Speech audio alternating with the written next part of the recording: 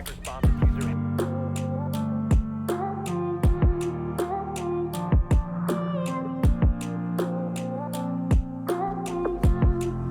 10 seconds left. Attackers bomb diffuser active.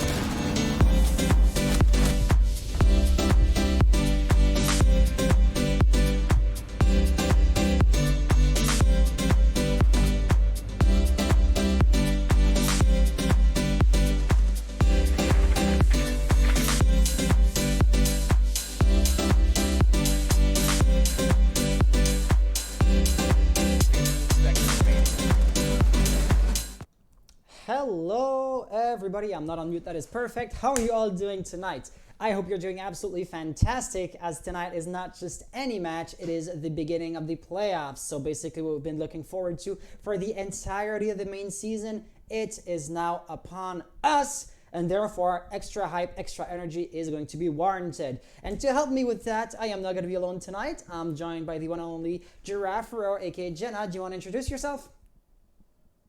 Hello, hello, hello.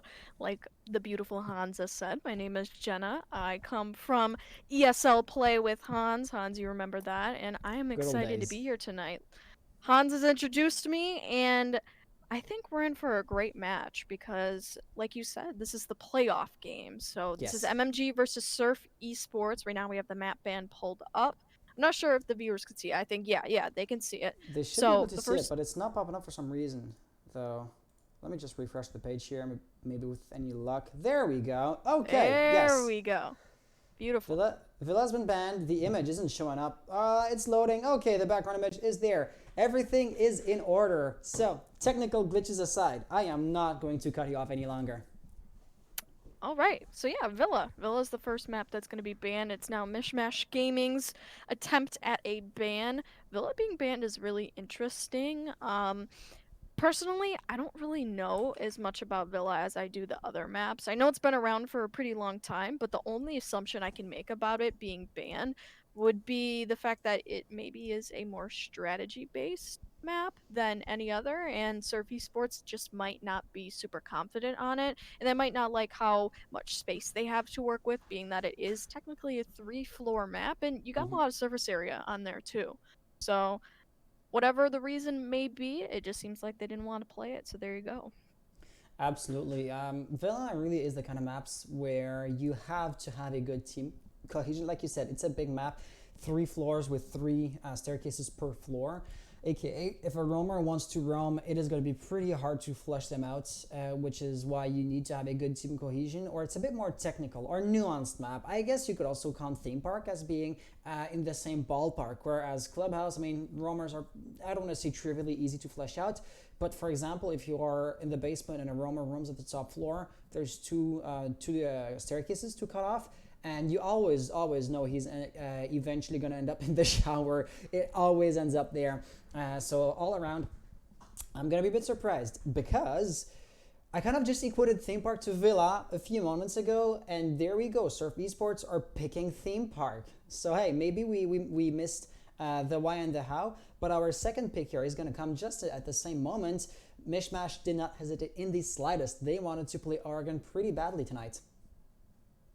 Right, so while we have our map picks underway, I'm going to actually say something that me and Hans were speaking about right before the game. So I had asked him, statistically speaking, who would be the better team? Who would be the better suited team? And we had a little bit of a back and forth conversation, but I chalked it up really to be that Surf Esports. Now, statistically, would be the better team. This is because they have a 5-2 score.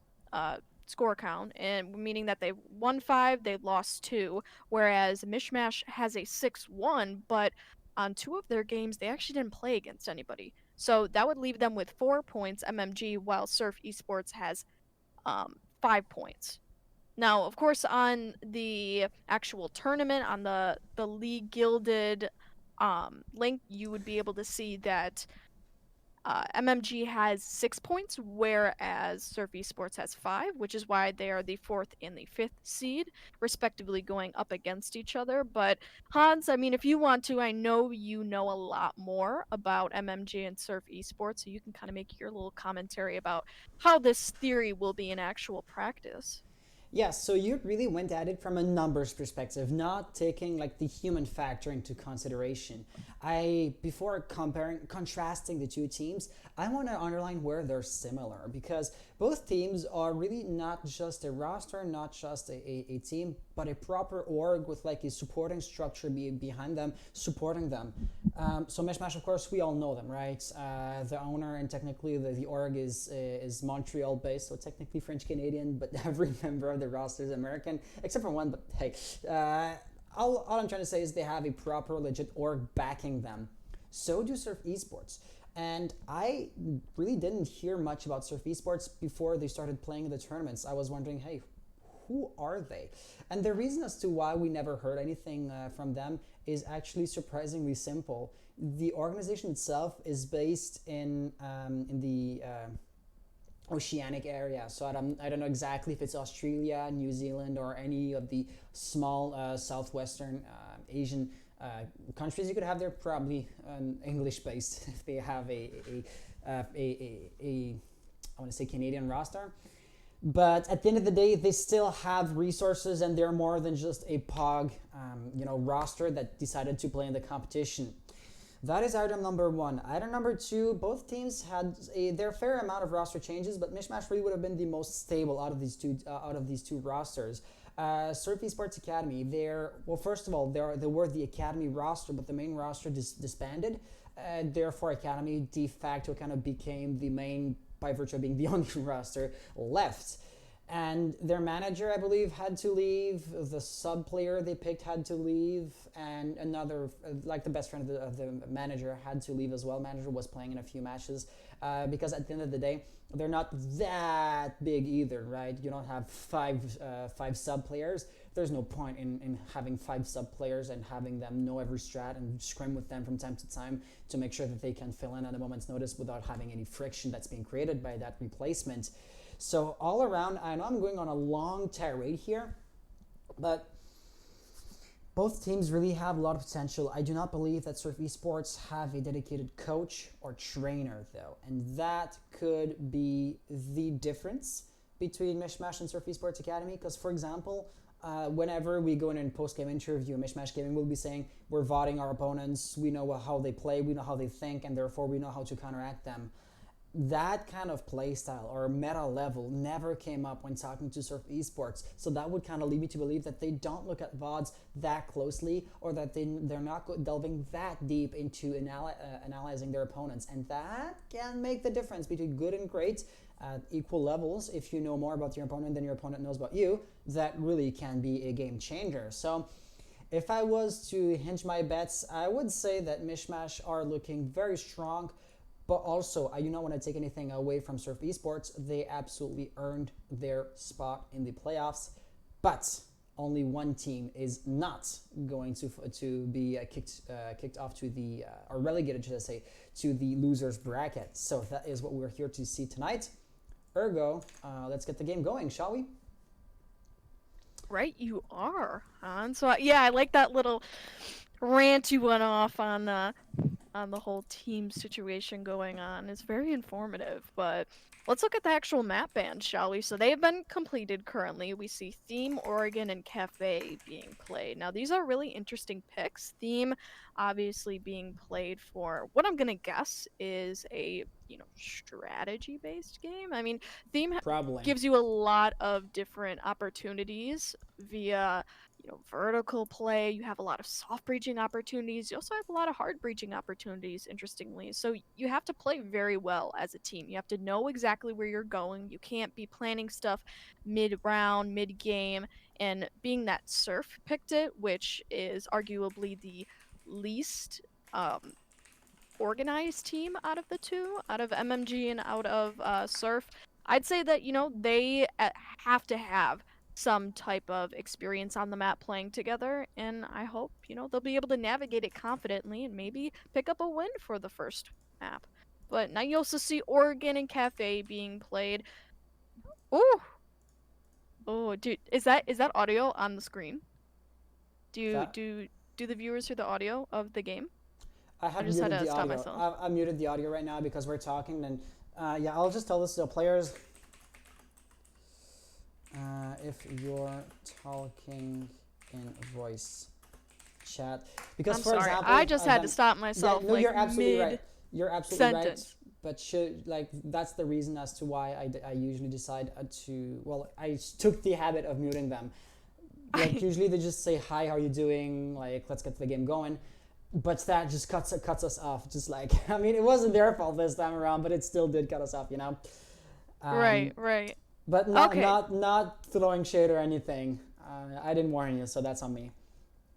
No, you're okay. So, getting back to the conversation at hand, I already Yes. turned the sound off for the parsec, so we're good. So now, Oregon and Cafe are our two other maps.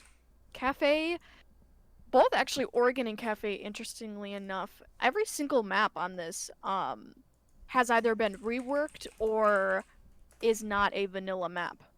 Correct. So I think actually there is only one map being Consulate that is Absolutely right. vanilla. Yes. That is pure vanilla, Pure. Yeah. and it has not been picked tonight. It's actually been banned by Surf Esports. And Consulate's an interesting map, but I'm not gonna get into that tonight because that's not what we're here for, right? We're here for quick analysis of each map that we are playing. So Oregon and Cafe. It's for me, it's kind of hard to analyze maps as a whole. Like I always have an issue with it. So why don't you take a try at it, Oregon and Cafe for me? Oregon Cafe. I'm just going to finish up the Yeah. one thing I was doing really quickly. As you know, as always, hit exclamation mark vote. Who know I in there will win tonight. And let's just display the vote on screen right here. It is going to take 3 small minutes before you guys can actually see this, but the vote should be coming in right about now. Yeah, and it should pop up. Yeah, I guess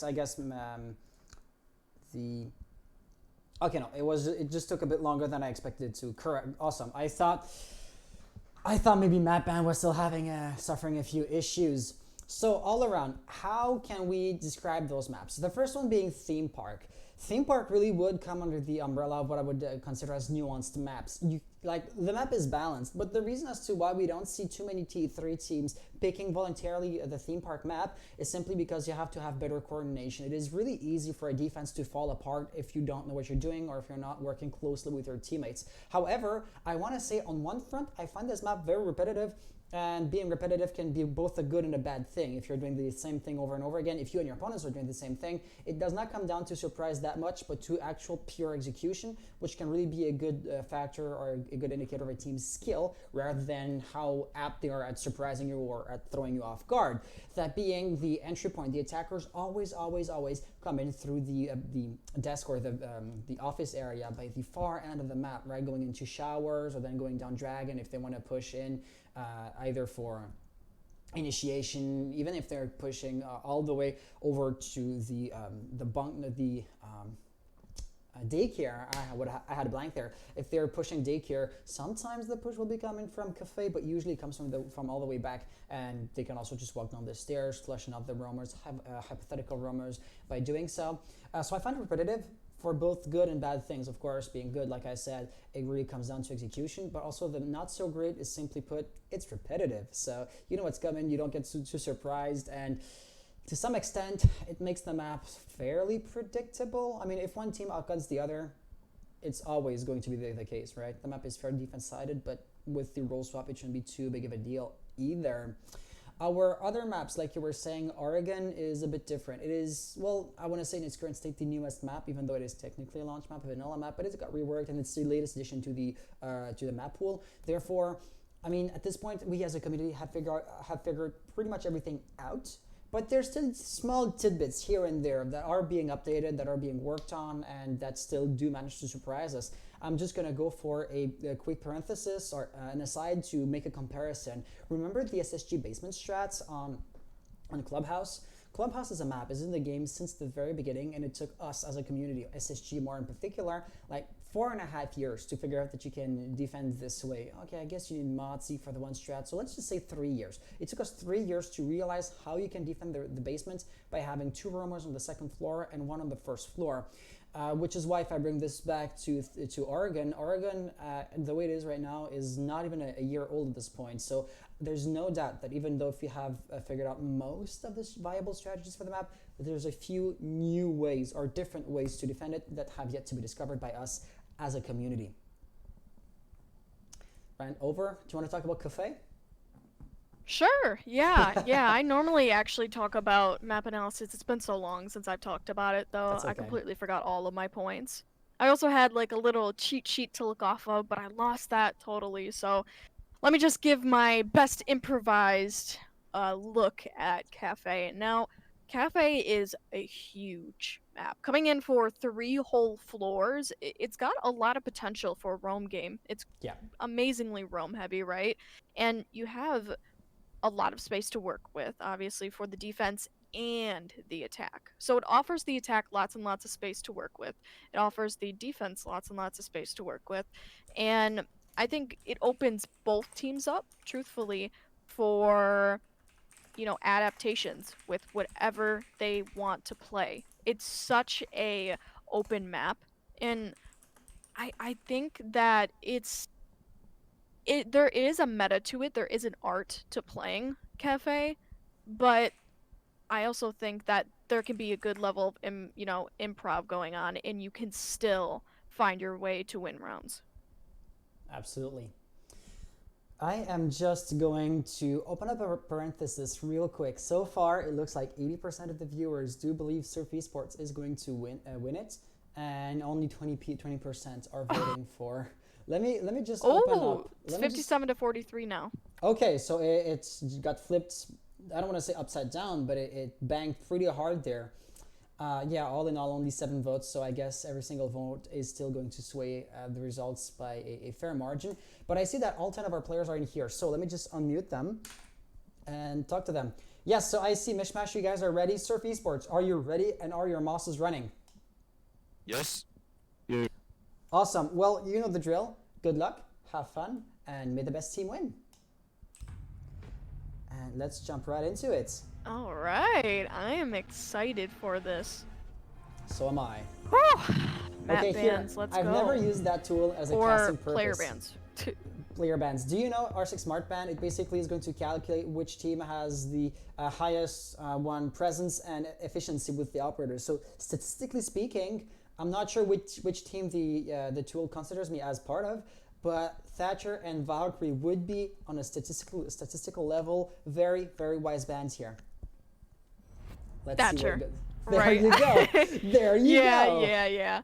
Yeah, we expect Thatcher. He's the all-encompassing ban, He's the Yes. type of operator that you're going to want to see banned because he just does so much. He forwards the attack so much, and it's a no-brainer at that point. Even being a average player, you can understand that Thatcher being banned is a given. Now Maverick, he's going to be the second player banned. You can also see why Maverick is a great pick for banning because he essentially can do somewhat an altered version of what Thatcher can do. He makes those tiny little holes in the reinforcements and allows the attackers a lot of utility denial on the defense side. So you can take out those bandits, and it obviously seems like, tell me if I'm incorrect here. I believe it was Surf Esports that banned the Maverick, right?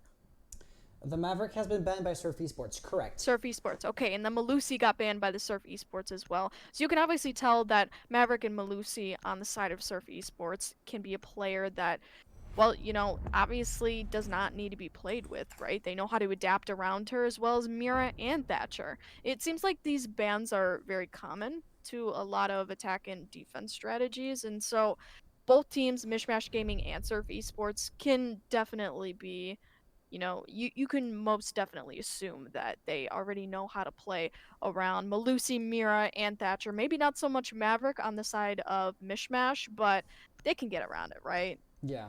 They can use other operators. I mean, we got Kali, we got Ace, we got Habana, Thermite. I mean, there's a whole class of operators that can do what Maverick does.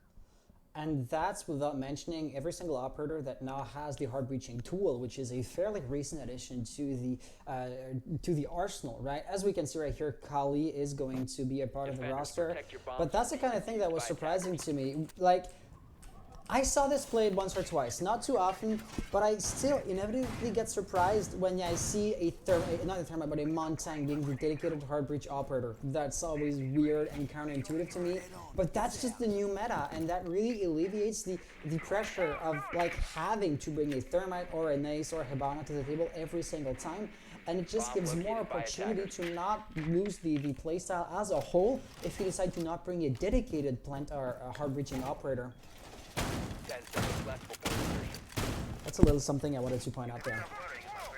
5 5 seconds left. I agree with that. No, I totally agree with your point as a whole. But let's take a look at this round, shall we? So we're going to be seeing a bit of an interesting rotate hole coming from the side of the defense. I think that, I mean, me being a person that does not cast Oregon as often and has taken a huge break from casting, I can definitely say that that's new to me.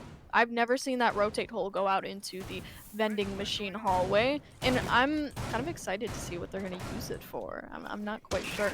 I can only imagine that it's going to cut off the attacker pressure from the yellow stairs hold and potentially from the hallway looking into cafe. So I mean, otherwise we're gonna have to see what it's being used for. But I like that. I think it's smart. Yeah, so MishMash, they're a really well-coordinated team, so they are not too shy about creating things that, if are not watched carefully, can turn around and actually be a liability for them. For example, you know, rotations. If the attackers were to come in from the main stairs, that could be a danger. Or even if there was a push that was supposed to originate from Cafe, that could also be basically a literal backdoor into the objective. But it also allows for greater mobility to the roamers, which would then, in return, allow those roamers to have a greater map control. Ergo, the attackers should, in theory, not even be in a position where they can waltz in through those rotation holes. It's a risk to be taken, for sure, but MishMash Gaming are feeling confident with those risks.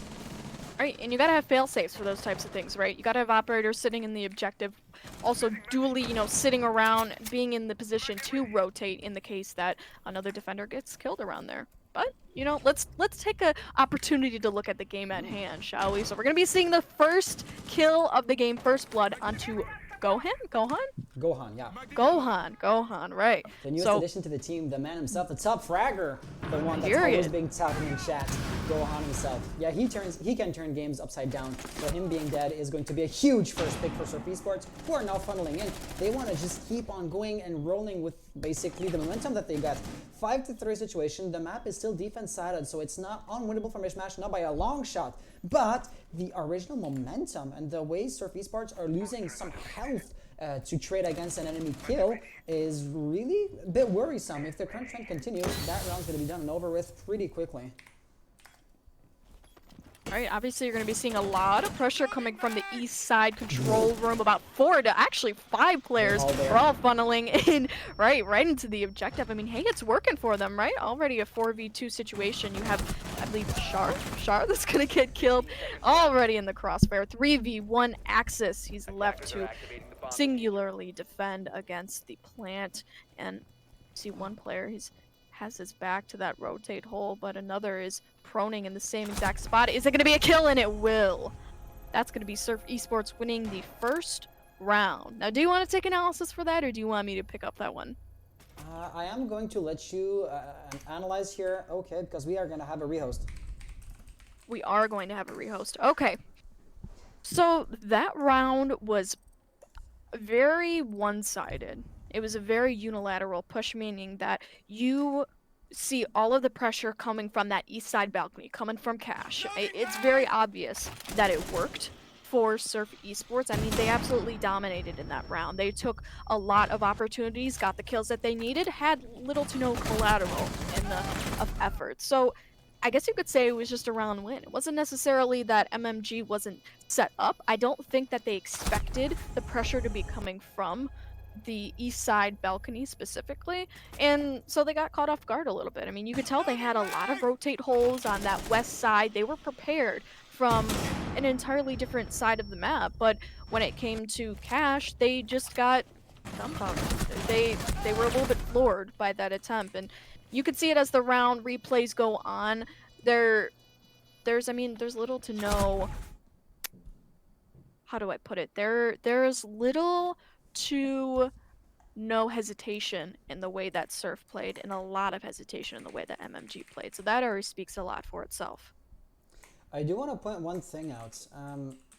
So it's hypothetical or just an anecdote at this point. MishMash Gaming, let me just finish that up. Now, the last player that was alive, the Motzi, was it Shar? I want to say, I'm no longer sure because I was doing something else. But like he was gonna come back on OBJ through the rotation hole, which we spent a few minutes or a few seconds mentioning or talking about at the beginning of the round. This is what on paper they're supposed to serve, or that's what they're supposed to be used for. But he was just too little, too late. That smoke with the SMG 11, 17 bullets in the mag, I want to say, he is never going to win a 1v4 engagement. And Mozzie could have had an amazing cross angle there. He could have locked down basically their door, which was the control room. But he was just not there, expecting a push that never came from Cafe, from Arcade. And he just artificially created a 4v5 situation. And that lack of game sense really lost them the round, or is a part of the reason as to why they lost the round. Just team cohesion, coordination, or at the very least, Mods just sit on drones to or on cams to realize where they're pushing from and where they're not pushing from. And with any luck, next time he's going to be able to be where it counts when it counts the most. But that kind of mistake, though it was pretty grave, like you said, unilateral round, and it was not close whatsoever. But it's the kind of mistake that is easy to fix. You can't just improve your aim, reaction time, or accuracy on the blink of an eye. But just thinking better is something that you can do as soon as you think about it. It sounds redundant, but I think I believe you get what I'm trying to say. What I am getting at. There you go. I totally do. And opening up the lines to that conversation, I think you really touched on an important point. That, yeah, Mozzie could have changed a lot of what his playstyle was. That they were pushing from a specific part of the map, which was the east side. He was centered on the west side of the map. He was probably, you're right, he didn't have the game sense, he didn't have the necessary knowledge that he needed to go ahead and say, oh, they're coming from this side, I need to get my ass over on this side, you know what I mean? So 100%, yeah. yeah, right, it's a simple fix. And I also think that, kind of going off from what you said, I think that there was a lot of decisions made by the entire team, and a bit of a snowball effect as to why the Mozzie was put in that 1v3 situation, because he shouldn't have been put in that situation in the first place, right? There's a whole list of things that his counterparts could have done just to simply prevent that from happening, but it didn't happen. And that's why you lose rounds. Those tiny little mistakes, they start adding up. When you have a team completely rushing, giving you all of their pressure on one side of the map, it is so easy to bottleneck them. It is so easy to take advantage of that situation and say, oh, they're all coming in here. Boom, I put all my resources, I put all my utility on stopping them, and they're bottlenecked, they're prevented. It wastes time for them. And on top of that, you only had about 1 minute left in the round by the time they actually got in the site. So they could have used that to their advantage too, but MMG did not. I believe, yeah, they were on the defense, so they did not. And it's a whole. I'm going on a rant here, but again, That's you okay. guys know what I mean. Here, we have 9 players in, so it's not going to be too long before we are ready to go at it again. Last thing I want to touch up on before, because we can go at any time at this point, 50-50, the community vote. So it really became a bit more balanced during the first round. So interestingly enough, I guess it's just a case of Surf Esports fans were there in chat before MishMash guys, the MishMash crew arrived. So they got the early vote, but I mean, at this point, both teams have just as many voices rooting for them as the other team does.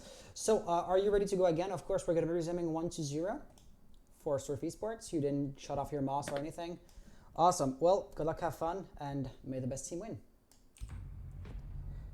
And Let's get into jump right this. into it. Yes, yes. So while you were analyzing the round, I did make sure that everything was in order. So for example, the operator bans, the small things that you could easily forget if you're just not used to going through the motions of a rehost. So yes, basically that was also a inadvertent but yet forced tactical timeout. Both teams may have had a bit of time to think about what just happened, and in that instance, I mean, MishMash of course had to learn from their mistakes, so that gave them a bit of time.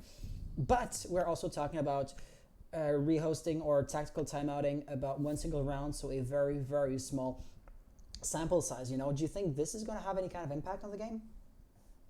Actually, it could have a bit of a momentum impact, especially for Surf Esports. That might be set back a little bit with MMG understanding how they play a little bit better. It could be definitely a setback. But one thing that I want to talk about specifically is the use of Kali. So we see that Surf Esports, obviously you can't see it right now because the bans are a little bit mixed up, but we see that Surf Esports banned Maverick. They're using Kali now. So, kind of like how we predicted, there's a lot of workaround operators for Maverick, and they obviously factored in that they would not have to Attackers need to use locate and defuse bombs. Maverick at all. And so, what do they use instead? They use Kali. I think that's smart, but also at the same time, you're forfeiting a lot of automatic firepower that you could be having. And of course, since it's a 5v5, you have to hit your shots. That's the simplicity of it. You have to hit your shots, or you have to forfeit the ban and use Maverick. So, it's a bit of a give and take there. But I like how they do use Kali. I like how they utilized her in the way that they are. It's a smart move from them. 10 seconds to Absolutely. insertion. Let me just say yes, Craig. 5 seconds left before Craig. You gotta say hi to the fam, you know? How are ya? But I'm Hi, not gonna be hi. entertaining communications or discussions any more than that because, yeah, time is gonna be short here. A full-blown defense top run by MishMash Gaming. So 4 silhouettes on the top floor. Axis is the only one directly holding onto OBJ. It is going to be apparent, by the way, the castle barricade has been barricaded from the outside, so this can be read pretty easily. Rotations are going to come in the form of hatches. This one's been blown open, this one's been blown open, plus there's a rotation hole right here. So fairly similar to what we saw before. I see one thing though. It is a bit of an opening to have a full-blown heads-down rush by Surf Esports, and if they're quick enough, they can force MishMash in a retake situation pretty darn quickly. Well, speed would be the name of the game if that was what they're going at. But you can already see we're not seeing this type of fast and aggressive playstyle. So that could give some opportunity to, for example, Maddox to just open up the bottom of the floor right there and shoot from above. But no, instead he's hanging around right there. Knife a kill. That's a double. Of course, Kali was never gonna get that triple kill in total. They're just funneling. Wow, that could be a quad. Okay, no, that's a triple because somebody else got the first kill, but wow! Last one is Hex, and he's alive only because he was outside! And even that is not going to keep him alive for much longer. MishMash Gaming winning round 2 in a decisive fashion, if I ever saw a decisive round. Right, you are. Now, that round was really unfortunate because you can tell that Surf Esports didn't do their homework. Surf Esports didn't do Correct. anything with intel. They didn't do anything that was very much of a preemptive strike. They kind of just walked in and assumed, well, you know, we have this spot, we can assume it to be secure, and look at that right there, the replay. Jaeger, he picks up a super important kill. First of all, it's going to be Thermite, then it's going to be Kali, and then it's going to be, I believe it was either, I think it was Nomad, right? That was either Axis or... Yeah. No, Yes. it was Buck. It was Buck that was killed. Either way, they were taken advantage of so rudely. And it's because they had the biggest deficit there, which was they did not know that they were roaming top floor. And so the deficit was so huge, they didn't have that knowledge, and they lost so brutally. Now, in the future, what we can only hope is that they get smart to it and they understand, you know, since they're roaming top floor, maybe we should try to, you know, either kind of adapt around that, maybe go top floor specifically, or even just rush bottom floor, hope for the best. There's not a lot of situations where that would work out, but you know, I've seen it as a caster. It's definitely viable, but point is that MishMash won that round because they already had something that Surf Esports didn't, which was knowledge. Yes, absolutely. I want to underline Intel. Maddox is playing sneaky right here. If somebody wants to Right. rappel up, he is going to be watching them. Maddox and is the he's going man be to cameras. watch. Yes. Oh, and now you could be a potential victim. He's... Oh no, he was ready. Is there a hidden drone in there somewhere? There has to be. I doubt it. I think it was just the reaction time, honestly. Well, then you just gotta congratulate Nayu, where congratulations are due, basically. Just like your analysis on the last one was really good, but I want to add one last thing. It's not the first time that I saw Maddox run out from that window to jump down to the window right beneath that. So that's a simple thing that could have been prevented by vodding. And I mean, he's even known to shoot down claymores while he's falling before his feet hit the ground. So you really would need like a nomad air jab or something more aggressive to shut down that rotate and that basically aggressive roam push. Because yes, it is something they're known to do, and yeah, Surf just didn't do their homework, to quote yourself basically. And like you said, that kind of goes down to the fact that they have less organization in their team. They don't really have specific managers or, you know, somebody that can help them out with improving on that bit and doing their homework. So yeah, I can understand, you know, where they'd be coming from. MishMash is most definitely more, they're going to be more knowledgeable already, which gives them that unique advantage going into this round. Now we're going to be seeing the exact same setup on this round specifically as the first, and right now it doesn't seem like it's working out too great for Surf Esports. I mean, they're making their rounds, but a lot of time is still being wasted and a lot of utilities being used. Already a 4v3, MMG is gonna have only 2 people left up, one being down, that is Kenny, and it's the same exact push from Surf, right? You see a east side cash pressure. That's the simplicity of it. I mean, hey, it works for Surf right now, but it's not necessarily going to be great for time, right? Only 1 minute left on the clock. Kenny's going to grab one because he got up. Hex goes down to the hands of him, but you see a response. Now you grabs Gohan. That's huge. That is already your mute down. You already have your smoke down as well, so not as much time wasting can be done. To name it all off. Now that's a 2v2 already. Axis picks up one, he picks up another. It's a double. Will this be a loss for Surf? Thermite's going to be the one to determine that. It's a 1v2. He gets shot at from the hands of Kenny, who's got 25. He doesn't see Axis, and he definitely gets picked off from it. Well, he actually saw him, but he wasn't fast enough. He wasn't quick on the draw. Axis definitely had the better reaction time there. So it looks like for this round you were play-by-play and I am going to be analyst. So let's analyze that round.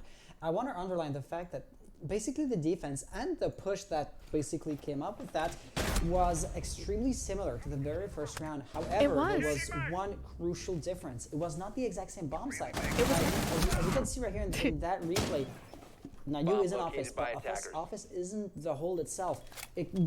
Basically, Beckhan's, it goes back to what we were saying before the match even begun. I was talking about this map being repetitive. No matter what the defense is, the attackers are likely to grab in through the office, the east side, like you call it, and then push into the map.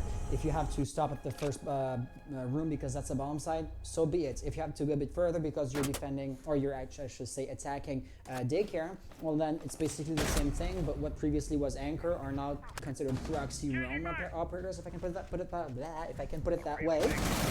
But all around, just to get it back to the fact that it was just a bit more consuming because Surf Esports had to go further. They had a pretty good control of the office initiation room, but they had to make it a bit further, and this is what things fell apart.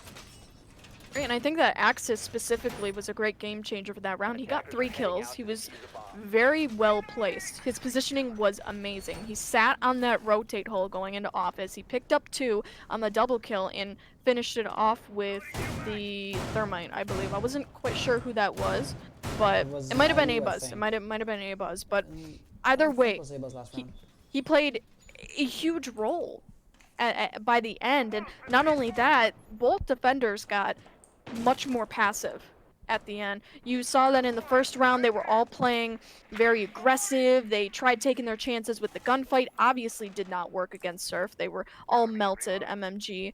And this round, they kind of stepped back.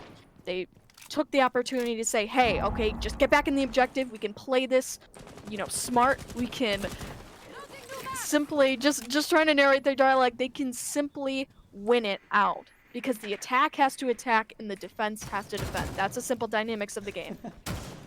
It's a circular definition. Attackers be attacking, defenders be defending, but it really does sum it up.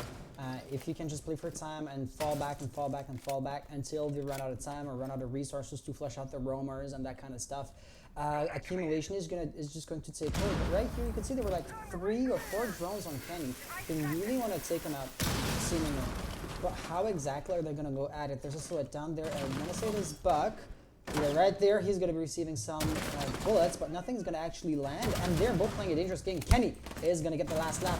A-Buzz is right there, and he's basically being confined to the staircase. But no, even with the low rate of fire, I want to see weaker TSG. He has great accuracy, makes it work once, but not twice. A-Buzz is still going to get the kill there. However, a few other gunfights, key gunfights, are happening at the same time. Our Thermite, who isn't exactly an entry fragger or a high DPS, kit operator kind of thing, is taking heavy damage. And at this point, I don't want to say the round is lost, but it's going to be a hard sell. A-Buzz is low on health, already mentioned that. And Odyssey, he just does not have the firepower to be an efficient entry fragger. So, yeah, it really does come down to A-Buzz. At the end of the day, I don't see how it could go any differently. You lost a lot of utility there too. You lost a Nomad, you lost a Sledge, and you lost a Bug. So that's essentially all of your soft breaching capabilities gone to the wind. And Yeah, absolutely.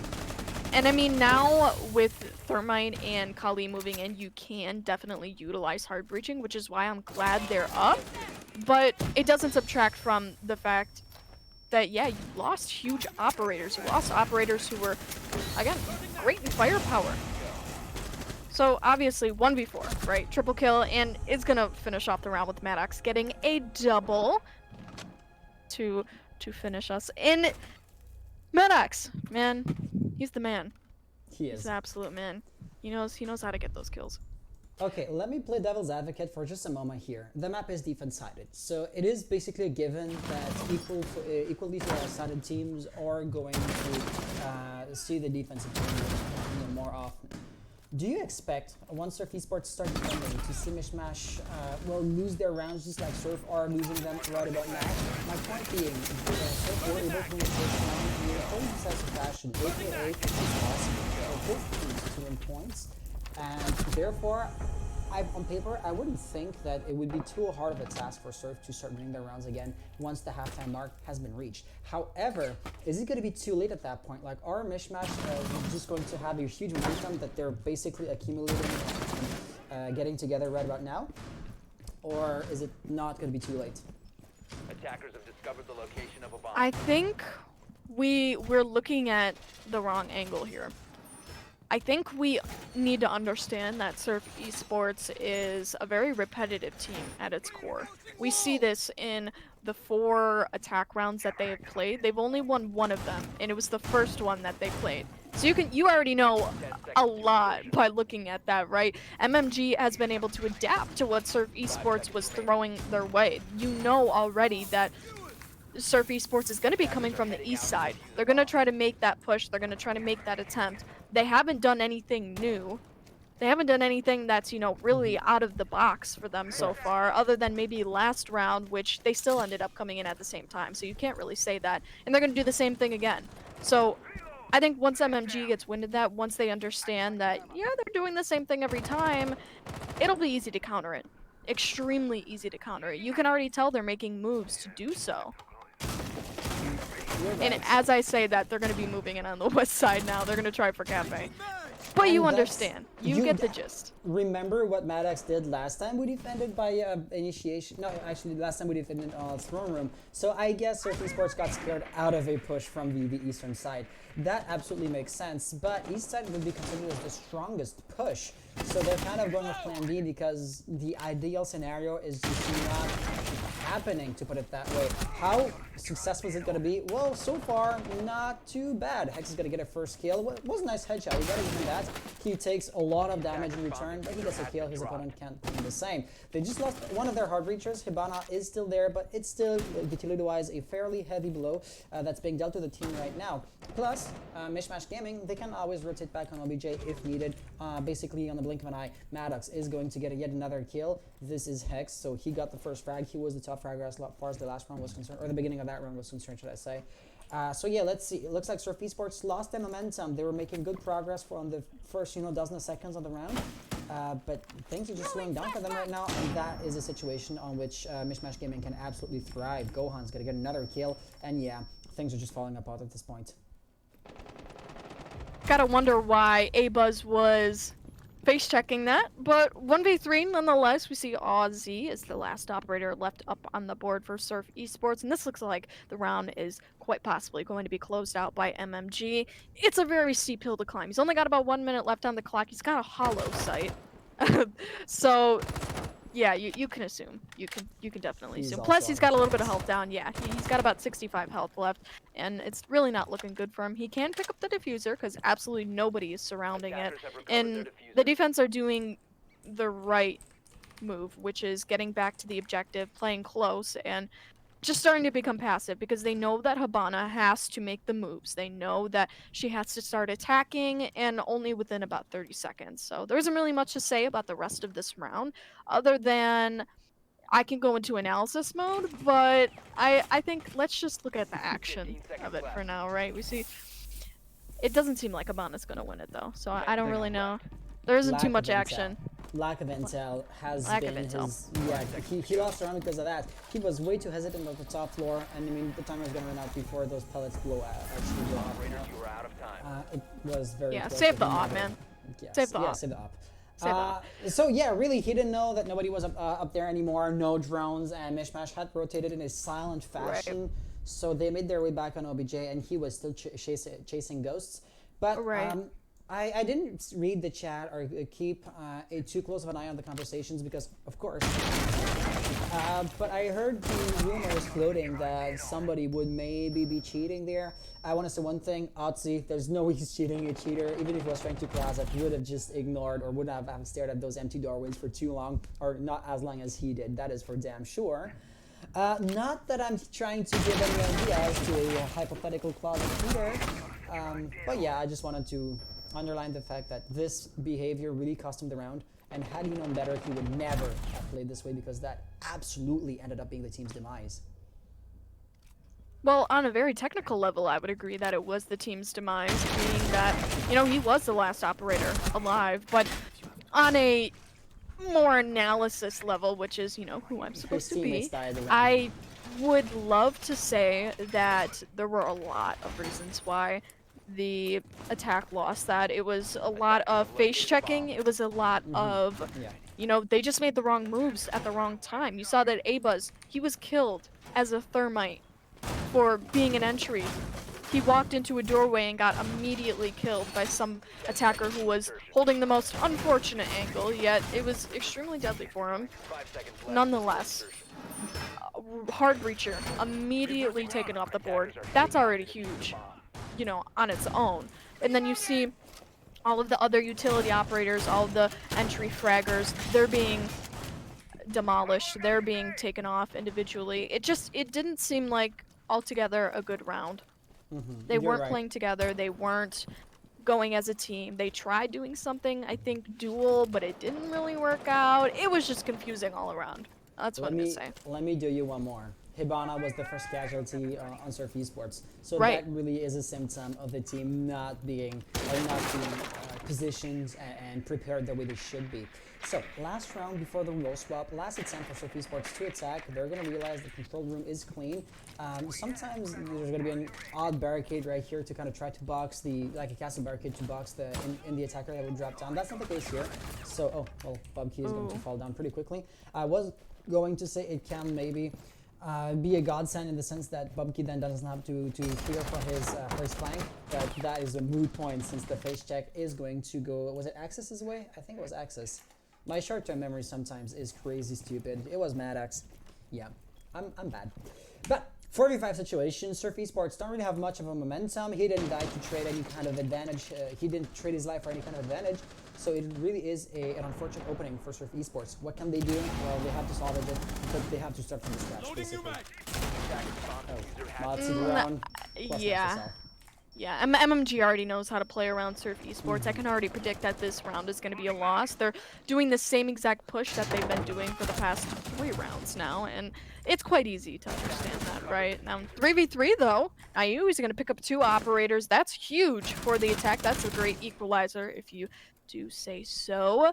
Now, we also have a lot of operators trying to work in unison in an attempt to fend them off, but it seems like was it Gohan or Shar who got? I think it was Shar. Yeah, it was Shar who got killed at the hands of Night. We might be seeing an ace in the works here, and he's gonna take it. Oh my lord, quad kill. Yep, he's gonna take the opportunity to face check. That is all up to Maddox. Did you Yes. say the round was lost for Surf Esports? I mean, he's not going to get that kill because he was obviously not prepared. But Maddox's positioning is now known, and that is something that Surf Esports can work off on. A 2v1 situation with 30 seconds on the clock.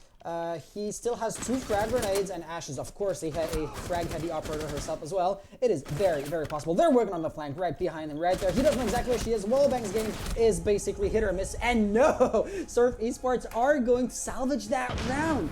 I didn't expect it. You didn't see that coming either. I believe the ace almost happened. It would have been perfect, actually, if Buck got those 5 kills. But stopping 1 kill short and leaving your teammates to do the rest. I mean, 4 players together only had to flush out 1 defender. I think it's a fair trade. Right. I was getting a little bit concerned there that they were going to play individually and try to attack Maddox one by one, and then his gun skill would outshine them both, and boom, it would be a round win for MMG. But thank God that did not happen, because I would have been so sad. Now, Surf, specifically Nayu, he was the... He had the ultimate positioning there. You see the triple kill from him on the replay. Absolutely amazing. Right? He got 2 kills coming in from the bathroom. The defense obviously did not expect him to rappel in and grab those kills so quickly. Then that forced them to have to adjust, move a little bit out of the objective. And by that time, Nayu was in the objective. He had a good vantage point, or not in the objective. He had a good vantage point in on office, looking into the vending machine hallway. I'm thinking the objective is in office. No, he had a good vantage point in the office, looking into, I believe it. What's the other room on top floor? I'm so. Room. It's the what? It's initiation. Initiation. That's what it is. So Right the there, war of the yeah. map is it was abandoned, so a code took over. I'm doing like big time, and I'm just trying too much analysis right here. Either way, we saw that. Essentially, to put it into just simple words, Nayu, huge player for last round. Absolutely. He I wanted was. to underline. They were gonna lose, man. Oh, what was that? A spawn kill attempt. Nayu. Whoa. Was that actually Gohan that shut him down? They don't know he's. Well, they're gonna know he's done. Speak of the That's for devil. sure. Yeah, Nayu tried to keep the ball rolling, but that was just too much to ask of him. Yeah, but I mean, Maddox still 10 to 2, 10 kills, 2 assists, 2 deaths. That is a huge performance coming off of him. Kenny lost a bit of health, Gohan as well, so I guess Nayu didn't die in vain all around, but still, he shouldn't have done that in hindsight. One thing is for sure, just like MishMash before them, Surf Esports will be having some top floor presence, but it is nowhere near as heavy as what MishMash were doing, and you can see the difference is starring. For example, right here, MishMash had very little difficulties to get an initial foothold onto the building itself. Bubky's going to get a nice little kill, but right here, X is kind of boxed in. The wallbang game is just going to accumulate. There's a drone right here feeding intel, of course, and he's literally in a cul-de-sac. There's only one way out. The way is very likely checked. Axis just tossing a firebolt. There's no way he survives to that. I mean, for example, Ash right here could have been outgunned if it came to that, but he couldn't have survived to a firebolt. I guess the silver lining is Axis still has all of his utility, and that could be useful as we're now facing a 4-2 situation. At this point, I don't see how Surf Esports could pull it off, but we just said the same thing about MishMash, about Surf Esports last round, so hey, I'm all up for a surprise. Both players still have an actual cell, so if you play that right, those are 2 free kills that can create a 2v2 situation, but it's not a given, it has to happen. Right, you are. Obviously, there's going to be lots and lots of pressure. Hard breaching effort coming from the east side, bottom floor. That looks like it's obviously going to be an execute on B side. I mean, no doubt, right? You got Maddox holding above. He's attempting to cut off the rotation from Aussie. A-Buzz trying to find his way around Throne. He's obviously going to get pinched off from 2 different angles here. It's going to be a really rough go for them to attempt that clutch. You see one player is going to rush in. He picks up the kill. Kenny from A-Buzz. It's all up to Aussie to win off the round. He gets shots fired at him. The attack already knows where he is. At this point, all it is a numbers game, really. Lots and lots of damage taken from the hands of Maddox. Will he pick up the kill? That's the big question. Now, the diffuser has already been planted. It's a 1v3, about 30 seconds left on that clock. Aussie, he grabs one. Will Kali be the one to kill him? We have one proning right by Pronin. It's going to be Kenny to pick up the kill for a double on the round with the beautiful AK-12. What a beautiful gun. I gotta say, as much as Ace was a balancing challenge for Ubisoft, he was a bit overpowered when he first was brought into the game. The fact that he gives the AK-12 a bit of attention is an amazing factor, because Fuse was never doing anything with the gun, because Fuse was never being played in the first place, you know? But all around, let's talk about that round, shall we? Surf Esports really trying for the extended hold. I guess it is the default strategy, comp strategy, of course, right? In games, you would never see that, and I'm hardly a comp myself, except if you consider organizing. But the point is, outside of like these situations, I don't exactly know what the comp strategy looks like. Thing is, Surf Esports' grip on the top floor was just too fragile. They were thrown back really easily, lost too many players, and we're staring the barrel of a 2v4 situation really early on into the round. You could see it took a bit of setting up and preparation for MishMash to actually set foot onto objective itself once, you know, Ace had opened up the wall and everything. But taking your time to do things right is worth it, as we could see right there.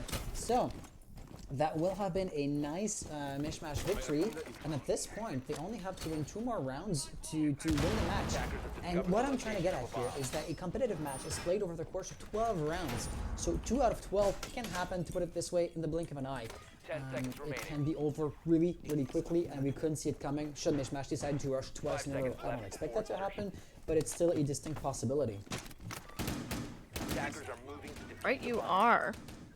So yeah, 2-5 scoreline right now. MishMash obviously has the point advantage on Surf Esports, although they are in their attacking rounds, and we know Rainbow to be a game as defense-sided as humanly possible. So MishMash could easily lose out a few of these rounds. Surf Esports taking the advantage if they do play this correctly. Now they are going to be heading to, I believe they went throne, didn't they? They went throne again? Yes, we're throne. Yeah, we're throne again. Right, so Surf Esports really want to just like learn from their mistakes and not commit the same mistake that they did last time around. With any luck, MishMash will be going with the same attack pattern, which will make them a bit more predictable. So all around, it's just a rinse and repeat. And once again, let's see who has the better execution.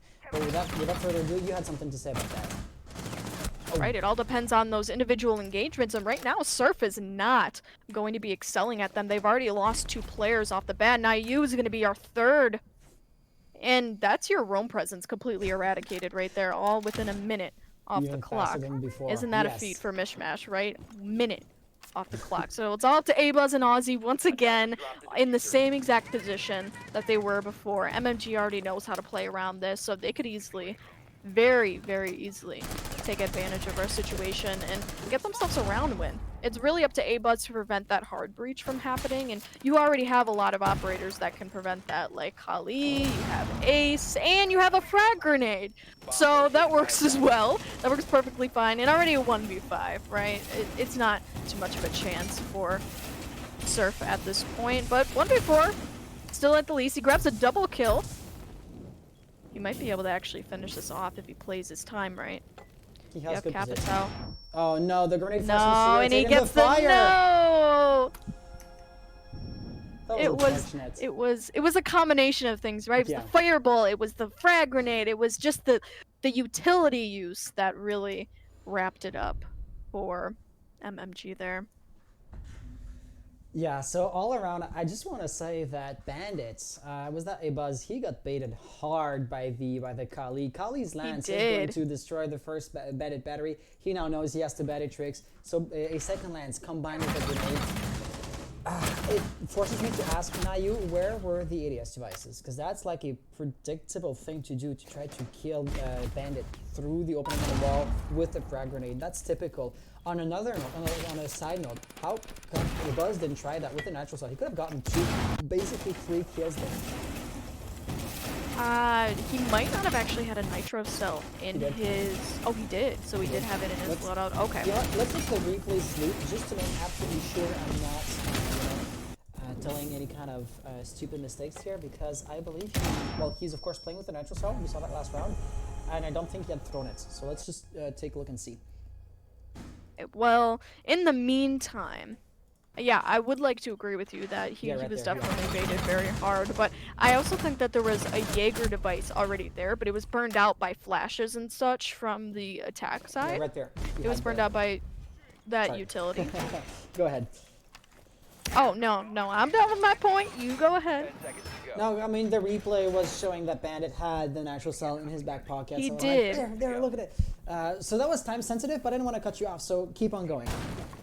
Right, I agree with you that Bandit could have played things a lot differently, but it was also the rest of his team that could have played things a lot differently. You know, it never should have gotten to a 2v5 situation in the first place, and I think that goes down to the roam presence, right? There's a lot of things wrong with the roam presence. They just did not play out their individual engagements right, and they were playing, in all honesty, individually in the first place. They did not have a lot of teamwork going on there. There was no refrags possible for them, and I mean, that's a recipe for disaster right there.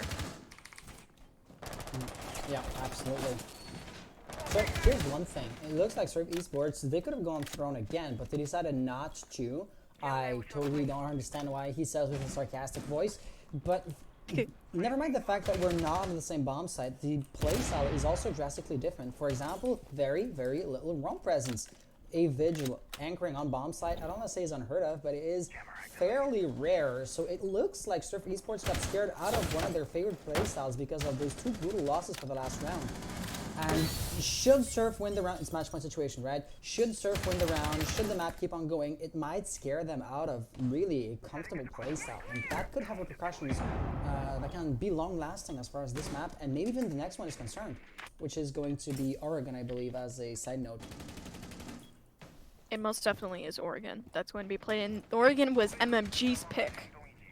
Right, so yeah, they're already going to have a better pick at the maps, and for MMG to win on Surf's pick is, I mean, it's a pretty rough blow to their mindset, to say the least. Now, let's get back into the game, right? So Kenny picks up 1 kill. You obviously see that. That's fresh blood right there. A little scuttle's gonna happen in the bathroom with no blood to be found. Axe is gonna take a little bit of damage though, but overall he's not gonna be killed. We obviously see that Vigil sitting in the corner. He got a little bit pinched there. A-Buzz grabs one in the meantime from Kenny. And will this be a round win for Surf? We obviously see that in numbers they're already leading, but it seems like they're being bottlenecked a little bit. However, chaos ensues already. A 2v2 in the way. Maddox and Char left 2v1. Bubkey grabs one. He gets refragged out though almost immediately by Yana. This is a very intense round, right? 1v1. Char, most definitely. Char has basically unlimited rounds, right? Because of the nature of his ability. He is going to try to plant too far for A-Buzz to hear that, or he doesn't realize it. Diffuser is going to go down, that's for sure. Natural cell or something could be attempted. Also, a grenade could be used to delay it as a time tactic, but there's a device right there. In the heat of the moment, tunnel vision might even hinder him from realizing that, no, there you go, it's not going to happen. Congratulations, happened to me more than once. So yeah, A-Buzz has the natural cell. He could try to get a kill without having to actually have line of sight, which he is going to attempt right now. Char hears that. It doesn't actually detonate. It does, but it never was going to get the kill. Air grenade, frag grenade is going to be responded with, but that is just time consuming. He now has roughly 3-4 seconds to get the kill. He is going to have to push in, but I don't see how Char would lose that engagement. Pre-fires are going to reveal his position. He does not get the kill, but it's already too late. It is basically a good half, no matter whether the kill happens or not.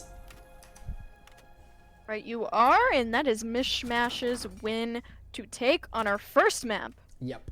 Being Theme Park. That was an all-out great win for MishMash, and not a surprising one, to say the least. We saw that Surf was, in total, I cannot express this enough, they were very repetitive with the way they played. They played a lot of the same strategies, a lot of the same holds, a lot of the same, just overall teamwork. Teamwork, too, was horrid on certain parts of their strategy, and it was the way that they roamed that wasn't working out. I cannot speak enough about, you know, the things that they could have improved. But let's look at MishMash specifically. They played together quite a lot. They were able to adapt, obviously, to what Surf Esports was giving them. They caught on to it very quickly, 1 round to be specific. And after that rehost, you could definitely tell that they were, you know, they got a breath of fresh air. They, you know, cleared their minds, and they came back and dominated. They only lost 1 round after the rehost. And might I say that that is a huge feat. It is, absolutely. Now, I think I need to take a quick break, like a 5-minute break. Are we able to do that? So Surf Esports have already indicated that they're ready. Oh, well, I see both teams are ready. Well, you know the drill. Good luck, have fun, and may the best team win. We are playing Oregon. MishMash, you have the orange team, but you're attacking first, as Surf Esports will be on the defense for the beginning. And without further ado, let's jump right into it. However, if you have to go, I can absolutely take care of, for example, operator bans in the first round, since I'm a bit used to solo casting. Because the DAL is still a very small organization in the grand scheme of things, and I am mostly doing everything I'm on. Not that I'm trying to attract pity or anything. All that to say, if you want to take a break, feel free. I can manage. No, I think I'm actually good to go. I just wanted to take a quick break to go grab water, but I'm definitely good. Gotcha. You know, if it's, for example, a bathroom break, those usually can't wait too much. Right. So yeah, I mean, yeah. Surf Biology Esports. set aside. Thatcher ban. How Thatcher. surprising. Right. Wow, I wouldn't have seen that one coming. No, Definitely we not. know Thatcher is such a common ban.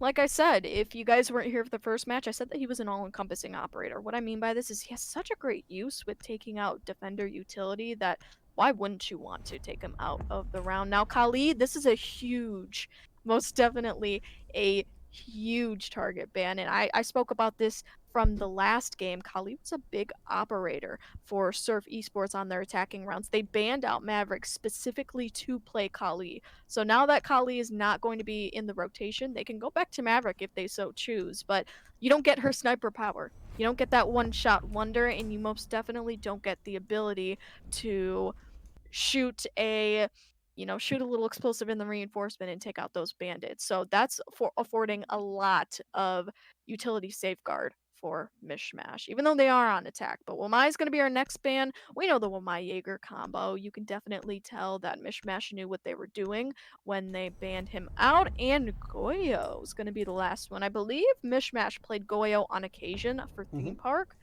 But I wouldn't be too sure. Do not quote me on that. But Yep, I think Goyo is pretty big for Oregon already because there are a lot of long hallways and a lot of specifically bottleneck areas that are absolutely great for Goyo to play in. When I was doing a comp for a CCSW team, we were doing Goyo strategies. I was playing Goyo, and I know a lot of the spots that you would put them on, especially top floor, and it worked very, very well. So I can understand why Goyo gets taken out. There's just way too many spots where he's such an advantageous operator to be played in, and you know that that's a calculated risk taking him out of the game, but they're playing around him, right? As an aside, I didn't know you played CCSW. I actually didn't. I only did stuff with the team on the off Attackers need to season. locate and Oh, defuse okay. bombs. And yeah, I only did stuff with the team on the off season, and I kind of just did practices, meaning like just doing strategies with them. And the Goyo, it worked out really well when we played it. Yeah, for example, let's stay on the subject of the Goyo. It absolutely looks, I mean, there's no doubt at this point that there's going to be the extended blue bunker Right. hold by Surf Esports, and Bunker. that shield, being a Goyo shield, would have been really useful for them. Right? Alas. Yeah, it just so happens that Surf Esports themselves banned out Goyo, so they wanted to deny MishMash getting his usage as well, and I only can assume that Surf Esports are familiar with the strategy without a Goyo. Like, how can they play for time instead of having revolt control? Smoke canisters are going to be the obvious answer. Blue mines or resonant mines could have been also a part of the response, but in that instance, if you look at a specific composition, that is not going to be the case right here, right now. However, I believe MishMash, if I jump to another subject real quick, the Kali ban, I believe MishMash brought her out more often than not, right? So MishMash were defending on the previous match, they got the early pick, the early rounds, but later on, they absolutely attacked the tail with Kali. We saw Kali played in the later rounds, and that could actually be a huge kill if he's going to try to reinforce that. He does not, but now he still bites the dust, as he was unaware that basically Maddox already was that far into bomb site. Ozzy is really out of sync, out of touch right now. Looking at the main stairs, the barricade is still up, and there's no immediate pressure coming from that angle at all. Not even immediate remote pressure. No attackers coming from that side. Abaz also, was that supposed to be a rotation? I guess it is. But yeah, the defenders are being pushed back pretty hard and pretty drastically. Diffuser could be planted, and kills at this point would almost be secondary for the orange team.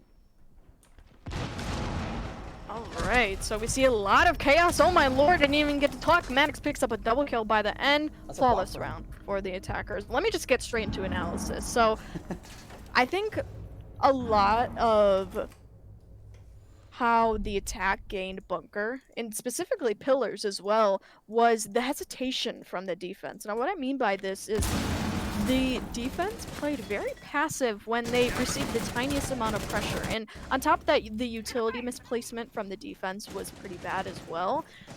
Ashe Maddox was able to single-handedly walk in bunker, use her Ashe charge, and take out that shield. Smoke moved back immediately, or Smoke or me, one of the two. One of the operators, but Smoke moved back immediately and was pushed so quickly from the pressure because Maddox knew that he had a free opportunity to pick up on. And from that, the rotate hole taken advantage of, an operator already killed off the bat, and he just didn't hold his ground at all.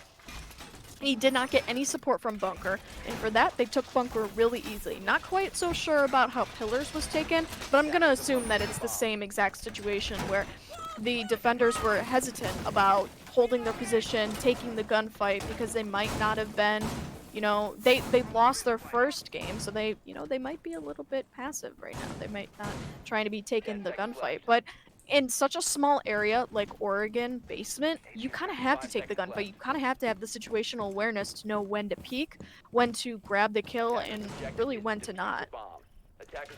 So, if I was to look at this round, since your analysis of the previous one was so exhaustive and pretty complete, and the chat is echoing that as well, it looks like Surf Esports' morale is a bit low. I mean, they lost a great deal of rounds for the last map, and this one isn't off to a good start either. So they really want to slow down their opponents, and it looks like they're maybe overcompensating a little bit because you have so many time waster operators, Smoke, Abuz is playing Malusi, and of course Hex with the Clash, that they bring very little to the table as far as any kind of other utility is concerned. No Bandit, Kid is going to be there, Mute is no longer present, and you know, all of those operators are just off the board.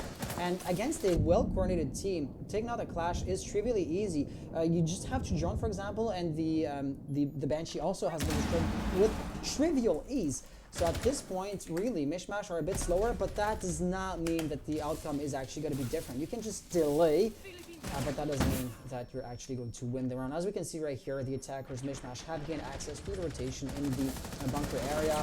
Hex is doing minimal amounts of damage, so it's nothing too major, but they became complacent, gets one, not gets a second. But hey, that was diffuser lost and a 2v2 situation. I began the round basically pessimistic for Surf Esports' chances, but at this point, it's literally 50-50. Let's see how it turns out. Right, you are. We see a lot of... Oh, okay. Wow, 2v1 already. Access is going to be taken off the board from a very precise angle held in freezer by Nayu.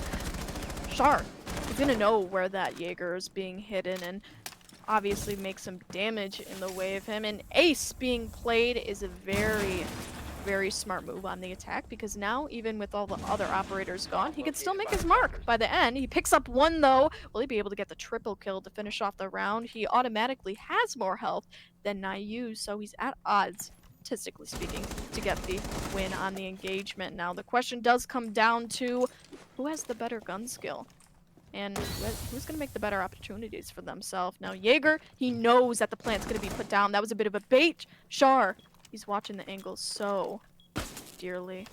We're going to have to see. He's making a peek hole for himself. Putting down the plant again, attempting it. Wait, there's a drone right, hidden by the gun right now, in front of the site, so I believe Nayu is being seen. Or is he? No, okay, it's a fan. It's the fan. It's a fan, it's a fan. Okay, I am... Ace! His health has been very heavily limited. He's got about 20 seconds left on the clock. Not a lot going for him right now. The plant's going to be going down, surprisingly. Hello? No, he's taking it. He is sticking it, but he kills him in the end, and Nayu is going to be able to disable the bomb. That's a round win for Surf Esports right there. Yeah. And hesitation, looking at this, yeah, hesitation. I think by the end there, Ace had planted so many times that Nayu is a little bit confused as to if he was going to actually plan or not. But in the end, he ended up landing, and it still Yeah. went well for NIU. But analysis on that round. That No round was matter- shaky for the defense, to say the least. MishMash also gonna drop the ball. I mean, so here, if the round was shaky for the defense and they somehow ended up winning it, wouldn't that also be a testament to how, I want to say, winning with flaws MishMash's push was? I agree. Yeah, I definitely say that because MishMash put a lot of emphasis on that bunker push. And when it all fell apart because of the clash, they obviously weren't seeing the clash. You know, they didn't think that they were going to have a clash, they didn't foresee it, and they got caught off guard by that. And the only way really to take down a clash is to just overwhelm her. Or, you know, do the smart thing, I guess. Not necessarily the smart thing, but do the thing that they did, which was just to ignore her. And go along with your day. I mean, that's what they did. It worked for them at the first part. Clash got a kill, though, out of it, which was definitely not advantageous for the attack, which is a good contributing factor to why they lost. But Clash wasted time for them. She wasn't really dealt with. It was kind of a shaky situation from the beginning, and I was really rooting for the attack, though, because they got control of the rotate hole. They killed the one operator who attempted to counter them, and they looked really strong going into it. I think they just got slowed down by that clash, though, by the end. And a lot of angles were being held, a lot of passive angles were being held, and the attack just walked right into them. So I think if there was a little bit more intel as well on that, then they could have been good to go. Absolutely. So let's talk about round number 3. Both teams have shown that they're capable of winning at least one round, so just like the previous match was seemingly balanced, this one also, at the very least, has the opportunity to be. I do like to see what Maddox is doing right here. He's not repelling directly off on the window itself, because if he was, he'd be very vulnerable to a classroom rotate or run out. Yeah, but he also trying something that's going to get shut down by the mere presence of a drone.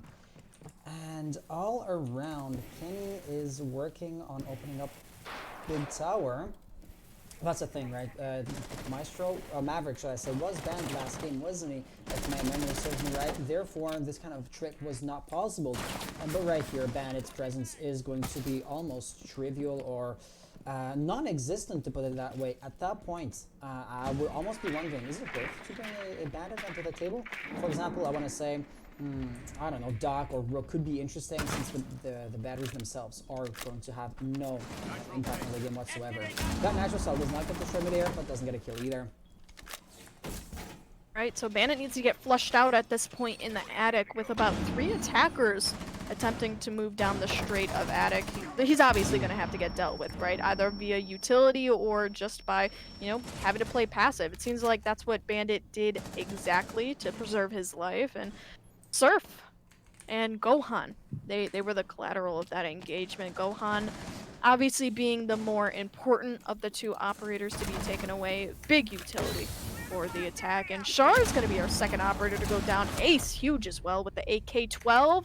Lots and lots of chaos is going to ensue. Maddox picks up one from below. That's Naiu. And that was the white stairs hold being shut down from the attack. Seems like they're trying to make a way for themselves in this round. About 45 seconds left on the clock, but potential flank happening currently. We might be able to see something good go on. No, it will not. Bubkey gets taken down. He gets down. Let's see. Nope. It is a Buzz to clear the refrag, and Aussie picks up another one, and the defenders end up winning from a Buzz. Yep, A-Buzz with the SMG. The impression I got was that at the beginning, both teams were bleeding just as much as their counterpart, right? 3v3 situation, 2v2, the one was down, technically 2v3, but you know what I mean. But at the end of the round, everything was just one-sided, so it looks like, unlike the last round, the one before, MishMash's composition, cohesion, and team play just kind of fell apart when they were low on resources, to put it that way. Whereas Surf Esports' real farm OBJ was still fairly strong, and a few different angles hadn't been probed at all. For example, the window, which made it so that Surf's players didn't have to jump into 2 different angles at once, not knowing where the push was going to be coming from, and that could have been creating a lot of uncertainty into their mind. Bubkey even failed to straddle a roam. That failed, as you can see in the replays right now. But the idea that I'm trying to say here is basically you feel confident enough to have a player actively leave the bomb site itself in order to try to bring the fight to the attackers. If you're too stressed out or if you're really uncertain about your capabilities, you will not try this kind of ploy, that's for sure. Right, and another thing was that the attackers, they were a little bit overconfident. What I mean by this is, I think it was Maddox who went down. He downed Bubkey, had the idea to, you know, make a move into the objective because he thought, you know, hey, there isn't any other defenders up here. I can just make a move, collect my kill, go on with my day. That was not the case. You obviously saw that the SMG-11, which his bullets that he ate, proved otherwise. And then on top of that, we see, I believe it was A-Buzz pick up the second kill as well from another attacker who proved to be a little bit too overconfident in his abilities. So round number 4, Surf Esports, they have one at the top floor in the dorms and the bunks, but they are not really feeling confident enough to go. No, I am full of bull crap. So it is a crucial bomb site because they won 2 rounds in a row, and therefore they are forced into, well, basically a first floor hold. In that instance, instead of doing dining kitchen, it's going to be kitchen and meeting room. Bubkey getting one beautiful headshot of a kill on Gohan, but he is not going to go too far out. That's a droning game, right? A drone was on his feet and Maddox was quick to act. There's also a bit of a top floor roam, but it doesn't seem like MishMash are going to go against those defenders, right? So if you can push through small tower, walk through the dining area, and then eventually find your way into kitchen, that could be fairly interesting. So let's see how let's see how it plays out. But you saw MishMash Gaming on the western side, you know, small tower and all, but they're just rotating out. So finally, they're just going to change their mind and go for plan B. Those players are underneath, so really, it is all up to Hex right here. He's going to be facing against Char, and he is going to be biting the dust. Just downed, not killed outright, and there's still, I want to say, was not you at the top. Yeah, there you go. He could revive, but right now it would be a suicide mission. He has to get 2 or even 3 kills before he can safely commit to saving his teammates. So let's see how that's going to turn out. There is going to be Ash right there. He seems to be expecting her, but oh, that was a drop. If she pushes in, I don't see how he could survive to that. He drops down, actually. So yeah, that means Hex was absolutely going to die. 3v4 situation. 1 minute on the clock, so MishMash can absolutely take it. But Char is very low on health, so it can turn into a 3v3 fairly easily. Even with Char's hypothetical demise, though, health pool advantage would still come to Surf Esports. To MishMash, rather. Yeah, MishMash. Right you are, and the vertical play is going to take full swing at this point from the attack. It's going to be Maddox at the forefront. He sees one operator, but gets out of his hands. That is Aussie, who runs away with the possession of his life. That's an unfortunate call by Maddox, but you see that there's a lot of pressure to take over B. And potentially good pressure at that, because they might be able to actually cap this if they play it out correctly. You see that it's a 1v3 already. Maddox picks up 1, but Aussie, he responds. And with about 30 health left on his player, it doesn't seem like it's a very feasible win, to say the least, for Legion. Yeah, that is going to be a hard sell. I feel like he expects a air jab or something to be there. He's so hesitant to peek right there. The impact nade was supposed to serve that purpose. And there you go. He is now in kitchen, but that's the thing, right? Merely evading the one air jab is not going to be enough to win the round by a long shot. I don't see how he could have outgunned Axis right there. Plus, he was basically surrounded, right? Once it was all the way into the dining, one was in, I want to say, CCTV, you know, on the far left, and the other one, of course, famously being on the top floor. So even with crazy gun skill, he couldn't realistically have won his engagements. Right, and I think the round was honestly lost by the time that MMG had gotten control of top floor. Yeah. I mean, vertical play is all, and this round is honestly no exception to it, being that kitchen is essentially all like all wood on Attackers have above it, located a I bomb. believe. Yep, absolutely. And yeah, and that being said, it affords the attackers a lot of opportunities with playing above. And you saw right there, Ozzy, the one person who actually escaped with his life, almost got killed because of the vertical play. And I think there was actually another operator too that got taken off the board because of it. And either way, it's still, its presence in general Attackers have located a bomb. is it cuts off rotations, you know, it makes the defenders make stupid moves because they think that they're being, you know, pressured in specific ways. It just allows the attackers to have a higher level of control over the objective, over the actual round itself. 10 seconds left before insertion. And I guess for that reason, you could definitely say seconds that to go. the attack really won it by then. They got enough kills, they took away the roam Attackers are presence, moving to defuse a you know, bomb. it was a lost round. Let's jump into round number 5. You can see it is going to be basically the same setup and same preparation, except for the one Banshee. Oh no, I was still gonna put it down, but right here instead. Oh, and he could actually be facing Shazar for a C, but no. Somehow he makes it out of there alive. The idea being, remember how by the very first round the attackers were extremely aggressive, so round number 2 had to slow things down a little bit. Oh, that grenade could be a danger. Oh, he's gonna survive that. But yeah, so he's going to go with the exact same strategy. Is it gonna work? Well, let's see. Both teams at this point know what to expect. Ozzy's gonna be quite aggressive, you know, taking this forward position. The toxic canister could really be a detriment. But at this point, there you go. That's the thing. Maddox was not ready for the shotgun.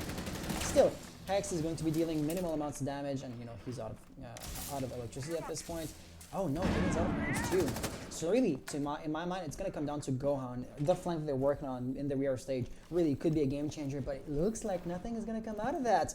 So, for the first time, I absolutely sense that the attackers, MishMash Gaming, are on their heels. Nayu is going to be in, you know, roaming on the first floor, but it seems like he's had enough of that, and he's gonna go back downstairs, for better or for worse. Wow, game sense! The attacker's bomb diffuser has been It is dropped. unfortunate that Kali or that Clash didn't get killed outright because she can still get revived. Oh, that can be huge. That can be huge. No, it's not gonna blow. God damn, it would have been amazing if it did. Yeah, I don't see how MishMash can pull this up at this point. Right, unfortunate that Axis is against a lot of different powers at play. You also have Char, who is the only player sitting in bunker right now. I mean, it's potential, it's a possible situation if Char plays his game right, Attackers dropped the diffuser. but it's a hard one at that. Yeah, you see, A-Buzz is basically the killer of the round. For Surf, MMG has essentially Attackers have lost, recovered their really. diffuser. Nothing too much else to say about it.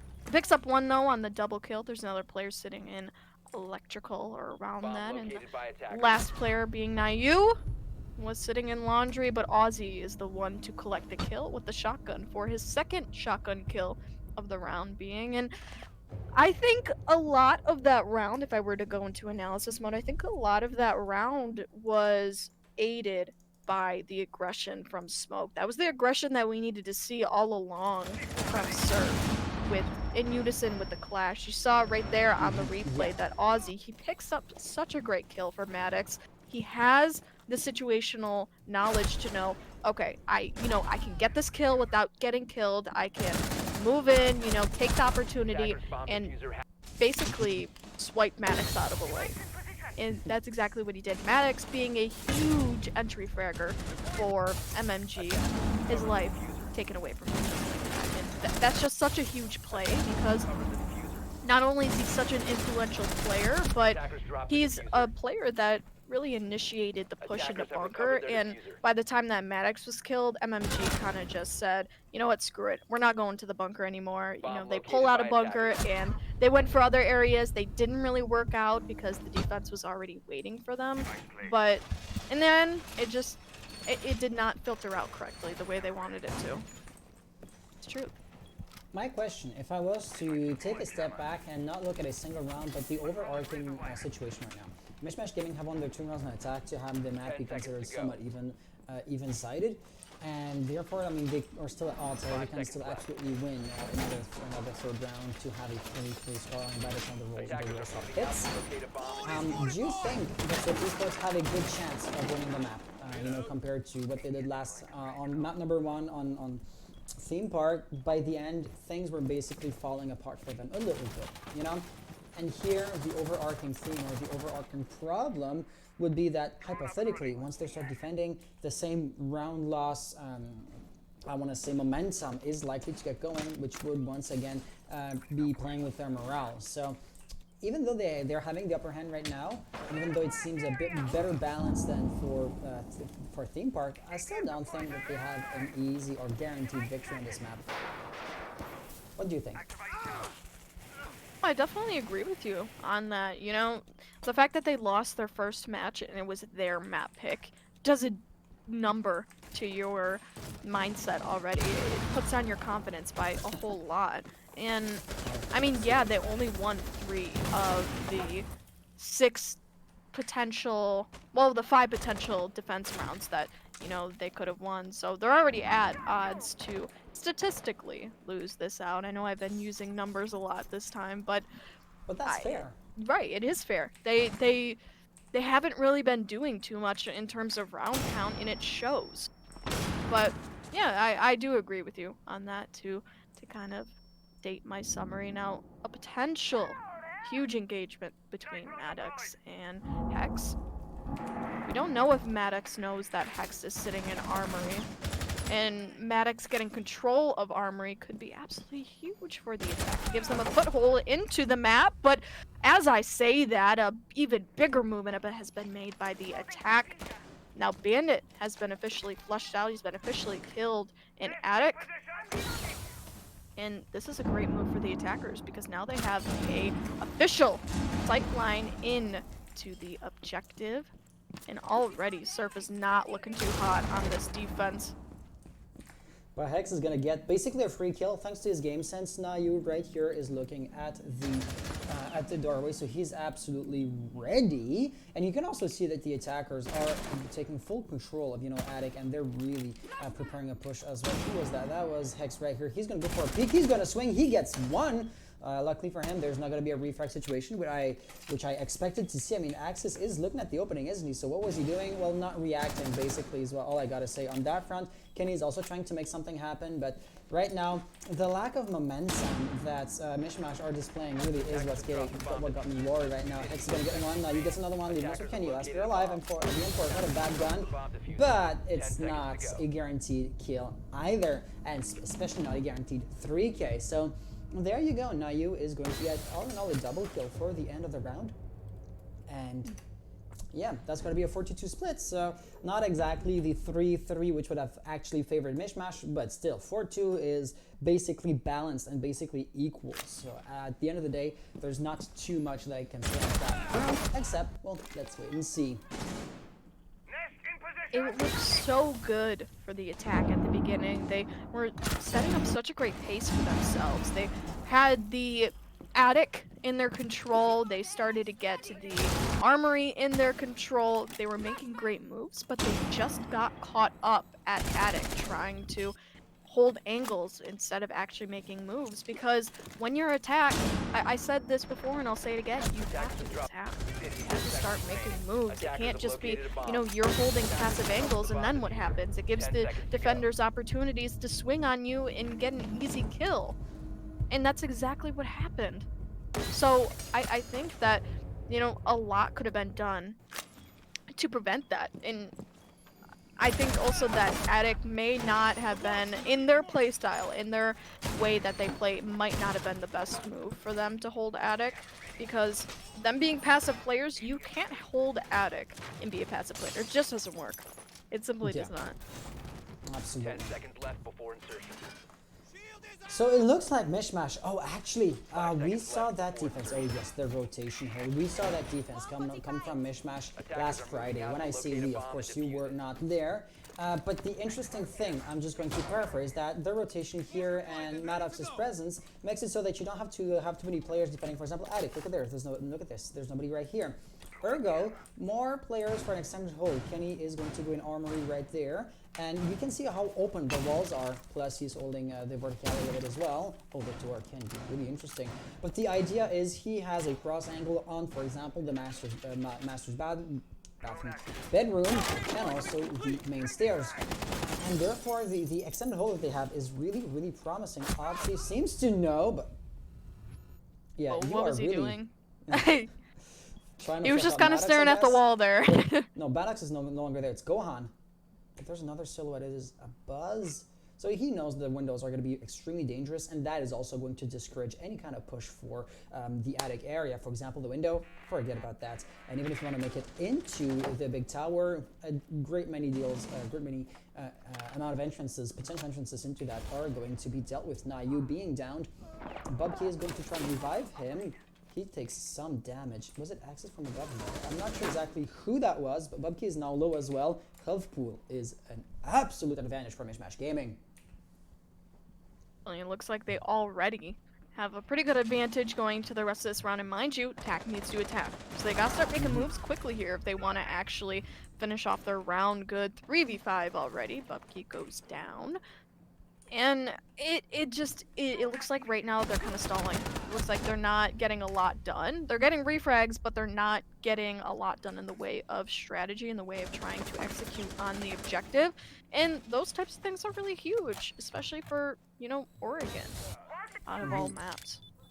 And also keep that in mind, since the manpower advantage, MishMash Gaming have greater numbers currently. Well, trading one life for life is not a trade that is going to be favorable to Surf Esports in the long run.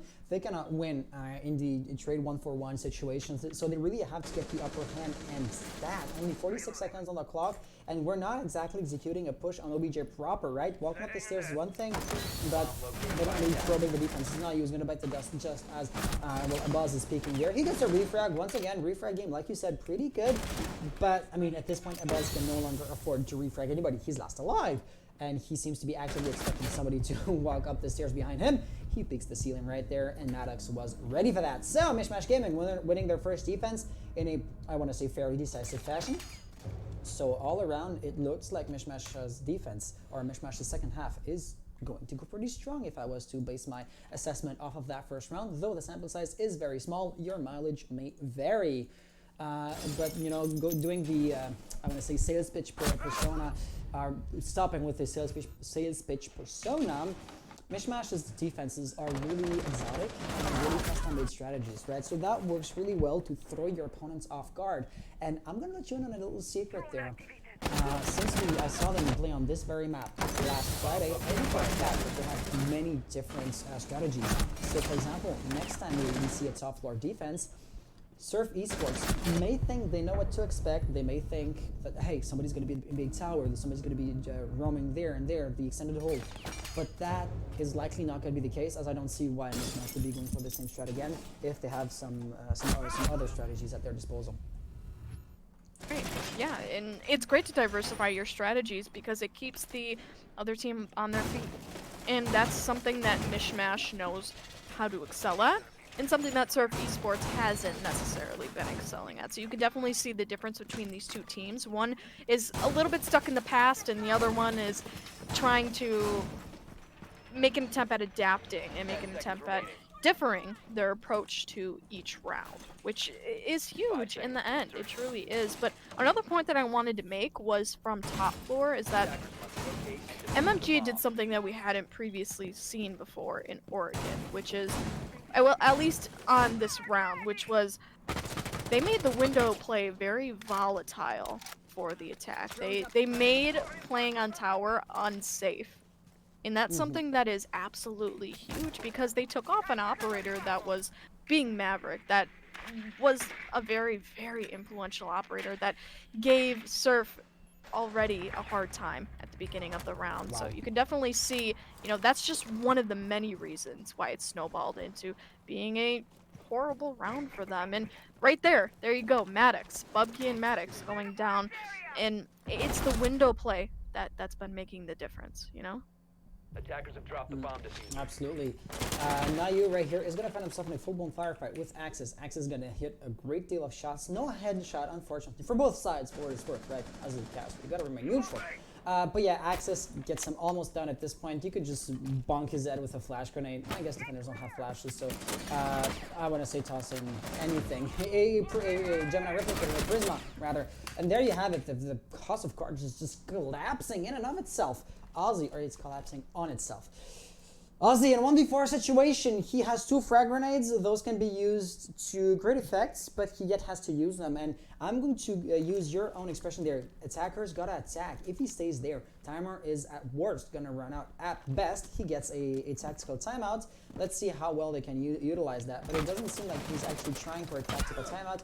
So yeah, really, he's just gonna be fighting an extremely uphill battle. And we saw during the pro phase that 3 Jaeger ADS devices are in that doorway, so chucking the nades is not well encouraged in that situation.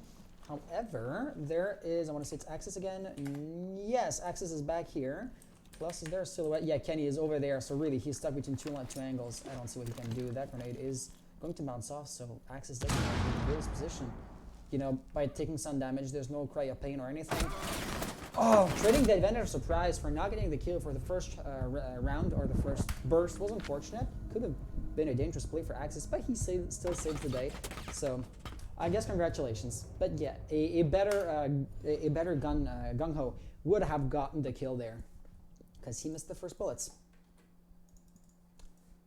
So you touched on a really important point in this last round, which was the point of the tactical timeout that Surf could be using for themselves. And Yes. obviously Maverick did not take the opportunity to do so. He kind of just went head first and got himself killed. And I think that in itself speaks volumes about the time management of Surf Esports. You know, they weren't necessarily using that time to say, okay, what can we do better for next round? What can we be proactive about? How did we die? How did we lose? Instead, they were kind of just like, run at them, kill them, do whatever you got to do. We'll think about it the next round. Attackers need to You know, locate it's a and completely defuse as different many way of bombs as they thinking can. that you kind of need to get used to being at this competitive level.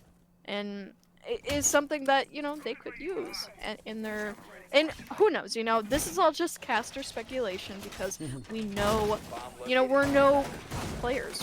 We're not on the team with them. We're not sitting right next to them saying, oh, you know, do this, do that. But I have to assume that they weren't using that time to just think about, okay, what are we doing wrong? What can we do better? Simple. Yeah, absolutely. 10 seconds to insertion. Yeah, But- that's the thing, right? We're not in their Discord, we're not in their comms, so we're Right, really right. speculating, like, what they're thinking are. about, or, like, we're trying to Attackers are heading out retrace to defuse a bomb. what they were thinking about based off how they're acting, and sometimes it can be a difficult situation. All 3 of these devices right here again. The thing is, when you are in the heat of the moment, you know, gamers, under pressure, under stress, we all do get this tunnel vision. So sometimes, you know, you'd assume he does the logical reaction, or he takes the logical step to resolve whichever problem he's facing at right now. But if he does something that would seemingly be working on achieving some other goal, which isn't exactly what he's working on, this can throw us for a bit of a spin there. Gohan is going to be defending the top floor. Seems like he's the only... No, Kenny's there with him, and they haven't reinforced this wall right here, so towards the walk-in closets. Ergo, now of course, he has a shotgun, right? There you go, he does have a shotgun, so he can open up the wall trivially easy. No, trivial ease. And there's no opening at the top of the white stairs, so really, it is kind of a blind spot for the defense. And it shows. Whose silhouette is that? Bubkey. Yeah, there you go. Bubkey's in, and they didn't even know that. That's odd. I gotta say, that's really odd. Maddox still gets the kill, but yeah. It looks like the attack at the top floor is going to get shut down for the time being, or delayed at the very least. Now you're still going to try his hand at it, but he's not alone. And yeah, though he is playing with a really good gun, you know, the C7 is decent, he's alone, he's outnumbered, and he's facing against a shotgun. Close quarters is also going to advantage the defenders. So, what else is there? Nayu's trying, but not exactly succeeding. Though that does give some time to Ozzy. He fails utterly, unfortunately. Nayu is also going to fall down. Buzz also is going to lose his life. Wow, Hex in a 1v4 situation. That is going to be rough. There you go, Char with a nasty bullet to the face, but Hex is really low on health, and they now absolutely know where he's at. Plus, even if he gets control of the top floor, he is not actively playing for MASH or OBJ control, right? He would just be flushing out roamers, which is an extremely remote task to accomplish compared to the end goal proper. And there you go, it was never going to work. So, your opinions on that round? Oh. Yeah, Yes. were you like muted or Yes. something? Yes, happens. you can take this round because I was actually doing something super important. I'm sorry. That's okay. That's on me. Yeah, as an aside, the replays are from last round as well. That one's on me. We didn't actually display them earlier, we didn't flush them out. It was a meeting and a kitchen, or basement basically. Oh, I was actually playing a kitchen, won by MishMash Gaming for having killed the enemy, and now officially MishMash do have the upper hand. So really, at this point, Surf Esports' momentum is all but lost, and the morale is likely to start going down a little bit. I can't argue too hard on that front because, of course, like we said before, we're not in their minds and we don't know exactly what they're thinking about or like, what their demeanor is. But one thing is for sure, with critical thinking and a bit of a oversight on the map as a whole, not just your situation as an individual player, they would have realized pretty quickly that attempting to get control of the top floor would have been a foolish situation, and yet they still attempted to keep on pushing, keep on flushing out those roamers, even when was it Hex, last player alive in a 1v4 situation. He was never going to achieve that, so might as well try to get one kill, flush out the one or two defenders that are on OBJ, and plant the diffuser, because that can really throw the attackers off guard, the defenders off guard, and mix things up more than just a little bit. Like, he didn't even try to do that, so really, critical thinking seemed to have been a little bit off. You know, game sense in the moment, like situational awareness was still pretty good, I want to say. But yeah, I think Surf Esports might have a bit of like relaxing and they should take a break, take a breather is what I'm trying to say. And plus they haven't taken their rehost yet, so they could actually use it as a proper tactical timeout for up to 50 minutes is the maximum amount of time a rehost is allowed to last for. So there you have it. This is my analysis for the last round. It took way too long as the attackers are already beginning to position themselves, even if they're not flushing in or funneling into the building right now. But big window. It's the first time we've seen this push be executed by Surf Esports. It's actually kind of interesting that this is the first time that it's being factored in their actual push. There's about 4 people looking, no, 5 people looking at that window, so you can definitely assume this is going to be a west side small tower push. And I'm kind of liking how this is going so far. Already 5v4, right? We see that Surf Esports factored that, you know, consider that there might be a player sitting up in a big tower, and they were right. So Gohan, he has to pay the price for that desperately, you know? He gets taken out from the top tower, but at the same time, Bubkey took a lot of damage. So, I mean, it was about a fair trade, right? But Maddox runs out. I believe he got refragged as well. No, it was actually 2 kills. It was a double kill for MishMash. Yeah, yes. It was a double kill for MishMash. I didn't see. There was a... You were shifting from perspectives, but Whoa, Kenny drops down from the hatch and he gets absolutely demolished by Nayu. He obviously wasn't expecting that. He was probably just trying to get away. And it was a futile effort, right? Nayu picks up another one. Char in progress of a kill there. 4v4 situation, anything would be possible. Let's just take a moment to realize that if MishMash win this round, it is 50-50, but should they win it, it would be a match point situation to their advantage. All things considered, if we look, you know, in third person, the defenses are still very much intact. Reinforced walls, for example, Char's backside is absolutely safe right now. 30-some seconds on the clock. How many toxic waves does he still have? That was his last one. So it looks like Surf Esports will have some time to execute a last minute, or last second, should I say, push. Nayu is rotating. Buzz is going to be working on that opening. And and he is going to be running in. Natural Cell, I believe, is going to yield minimal amounts of damage. Char is right there, so he's in the dead angle. Also, should Naive walk up, he is likely to be expected. Right there, double kill! No! He gets the knife! There you go! MishMash Gaming in a match point situation. Plus, it was technically a clutch, as I'm not sure who, probably Ace, got the kill on the other defender. So that was Smoke, no longer sure who was playing him. But yeah, absolute beauty of a round. Can you imagine the fear of just having a Smoke running at you and just knifing you on your right side? And just seeing that on your screen, and just I would have jumped at that point. I would have been so scared. But yeah, that was a great round. It was a very rushed round by the end. You could tell that there was a lot of hesitation on the side of Surf. It was technically coordinated, yes, but they didn't necessarily play their angles correctly. What I mean by this is they made it very unilateral. They kind of just like pushed in. Both of them, they didn't really factor if anybody was sitting in the corner of generator, and they paid the price. They really did. They got demolished basically from one side. I mean, they got one kill, but they were destroyed. They were destroyed at the end, if I want to put it very simply. So now we get put into a match point situation. However, Surf Esports is only down by 2 rounds, so they could very easily pick this up if they realize their faults and play around it. However, now they're going bottom floor. So a bit of a different side. Or MishMash is going bottom floor. So this is a basement defense, which we've seen many times before. The ADS devices, the Maddox, like he still has his well, in the back pocket. My big question is how are Surf going to react to that? Because of course they tried it before, it failed utterly. So pushing down to the bunker might not be what they're actually looking forward to. As you can see, a Hex spawning all the way over to Junkyard. That drone is likely to... Okay, yeah. I was wondering if it was just going to run in the building without using the drone, but then if you do that, why would you actually toss it out? So he's basically going for a roam, basically clear or roam sweep before he makes his way all the way to the objective itself. I see 4 silhouettes on the last one just walked up right there. Maddox seemingly trying to run up. Oh, Bubkey was ready for that. That was poor timing, honestly. I don't think Maddox would really know that the angle was going to be held. But then again, why would you actually want to run out? That is a... You know, running out in the unknown is just a crazy risk to take.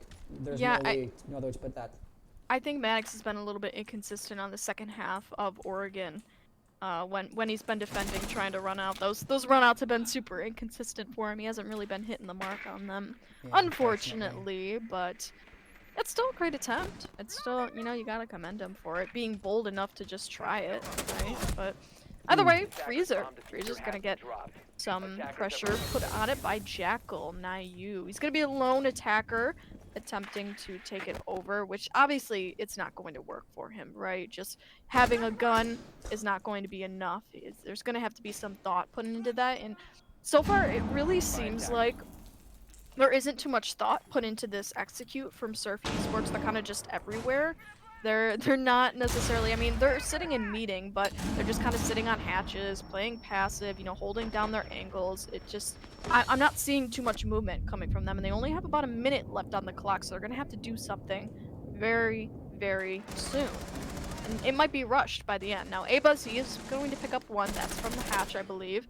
And that shuts off the rotation pretty hard. He falls down the hatch, and Ari going to put a lot of pressure on the player in pillars. Kenny, though, he's going to pick up one from pillars, and that is a Nitro Cell kill. 2v2 already. Chaos very much ensues. The diffuser is down, so the attack does not have it. So MishMash might already be at an inherent advantage going into the rest of this round. Char does not seem to know that he was on his right, basically. He fires his gun. Oh, timing is going to be poor. Surf Esports winning round number 11. I just want to say one thing, though, to Char. I mean, you should have realized that your recent footsteps were in the freezer, right? He didn't walk among pillar or anything like that. So, once again, tunnel vision in the heat of the moment. But he probably should have been able to tell that Jackal was basically behind him, because he turned around once Jackal was firing the gun, but the situational awareness was just too poor because he was actively tossing out a toxic bait when he was getting fired at, and that is not supposed to be, that's not supposed to happen. That is unforgivable actually at this level of play, because that was just for death. I mean, the other firefight was separate and disconnected, so we could have had a 1v1 situation had right here Shara been just better prepared, and that is just wishful thinking, because of course it didn't happen. Right, I think A-Buzz was a great catalyst for a lot of play on bottom floor, getting the push started. I know he got killed off by the nitro cell from Kenny, but he was able to cut off the rotation from, I believe it was the Alibi, and then he jumped down the hatch and caused a lot of hesitation and pressure onto the Pillars player, which I believe was Gohan, if I'm Yes, correct. it was Gohan, which was, yes. yeah, it was the Rook, and then the Rook ended up getting killed off. And I think that was the great, you know, it was the great move to begin the execute, right? It was the move that needed to be made in order for the attack to get the ball rolling, because right then they were at about a stalemate. They were just watching angles, you know, trying to get an advantage, and we know by experience that that hasn't worked for Surf Esports, especially on bottom floor. Absolutely correct.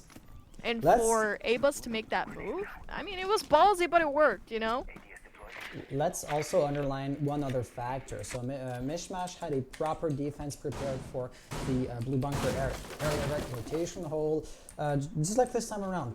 But Surf Esports are no longer trying to do that. They remember just how defeated they were last time they attempted this kind of push, which is why they're absolutely scared out of that idea now. But MishMash don't seem to be picking up on that. For example, Maddox, okay, he's no longer there. But all around, the interesting tidbit is that it could also provide really good rotation lanes. Look at this. So if he walks through the opening there and comes back through that line of sight, he could have shut down the hatch drop that Ozzy or Zofia, was it a Buzz playing Zofia last round? No matter who that was, that Zofia dropping down, well, it was a Buzz, right? He was the catalyst. No, she got shut down with the nitro cell. But still, like, the angle could have been shut down by a defender being in the bunker area. That is going to be C4 wasted, if I do say so myself, which is always unfortunate to no, see. it was on a drone. It was not wasted. Okay, technically, but yeah, I mean, it is just way too valuable to be used on a drone. He is, Kenny's gonna get the kill there. That's just a round of utility wastage for the defense. This could actually, on the long run, be favorable to Surf Esports, even though they lost the first player. Right, and with Surf Esports only being 1 point down from overtime, that could mean the world for Yes. MishMash Gaming. So just keep that in mind.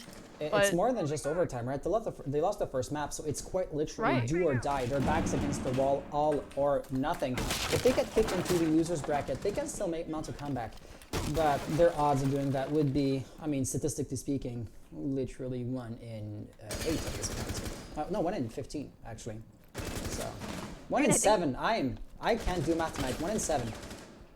I think we could say as casters that we did not expect this game to be Nope. as much of a barn burner as it was. Absolutely. Oregon, truly. That was a great... This is a They're great match trading to be utility. played. Yeah. That Alright. did flush Hex out, and he had to he didn't have a choice, right? Running in, Right, yeah. Char was ready for that. So the final attempt is going to be made through laundry stairs, aka main stairs. It's a 2v5 situation. Can they mount the comeback? If they do, it is going to be absolutely magnificent. Kenny is going to be receiving way less damage than I would have expected considering the situation. But there you go. This is going to be a first blood. Oh, second kill is not going to happen. So Ozzy, midlife, is going to have to mount a 1v4 situation. He gets flanked. That's going to be smoked. And there you have it. MishMash Gaming winning round number 12. That is going to be a 2-0 maps-wise. Therefore, MishMash Gaming will be making it to the next round of the playoffs. And Surf Esports will have to try their best as far as the losers bracket is concerned. True that. Definitely true. It was still a great match. I mean, Absolutely. Surf Esports put up a hell of a fight. Right, that was a 7-5 scoreline. Oregon, which was MMG's pick, surprisingly, they were not as confident with it as they thought they were. They lost a lot of rounds to the attack, I believe. Or no, it was the defense, actually, of Surf Esports. Surf was on defense first. And that's where they got the meat of their rounds. But by the time it hit the attack, Surf just kind of fell apart. MMG really took hold, and they obviously excelled very much moving into the second half of the game. Yes. So if I just come right here, you guys couldn't hear it because replays, but the players were saying GG. That's the kind of sportsmanship we do like to see.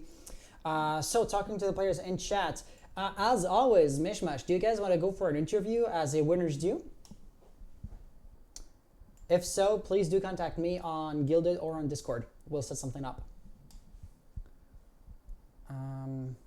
Yeah, but at this point, I mean, they also do know the, they know the beat, they know the drum, they know how we roll. Solar, that is not needed though. And yes, here's one thing: Kenny wasn't actually playing tonight, so it looks like they. No, was he playing? Kenny was playing. Okay, I am so lost sometimes. Yeah, let me just open up Discord. Yeah, that is going to crash, isn't it? No, it's not. Okay.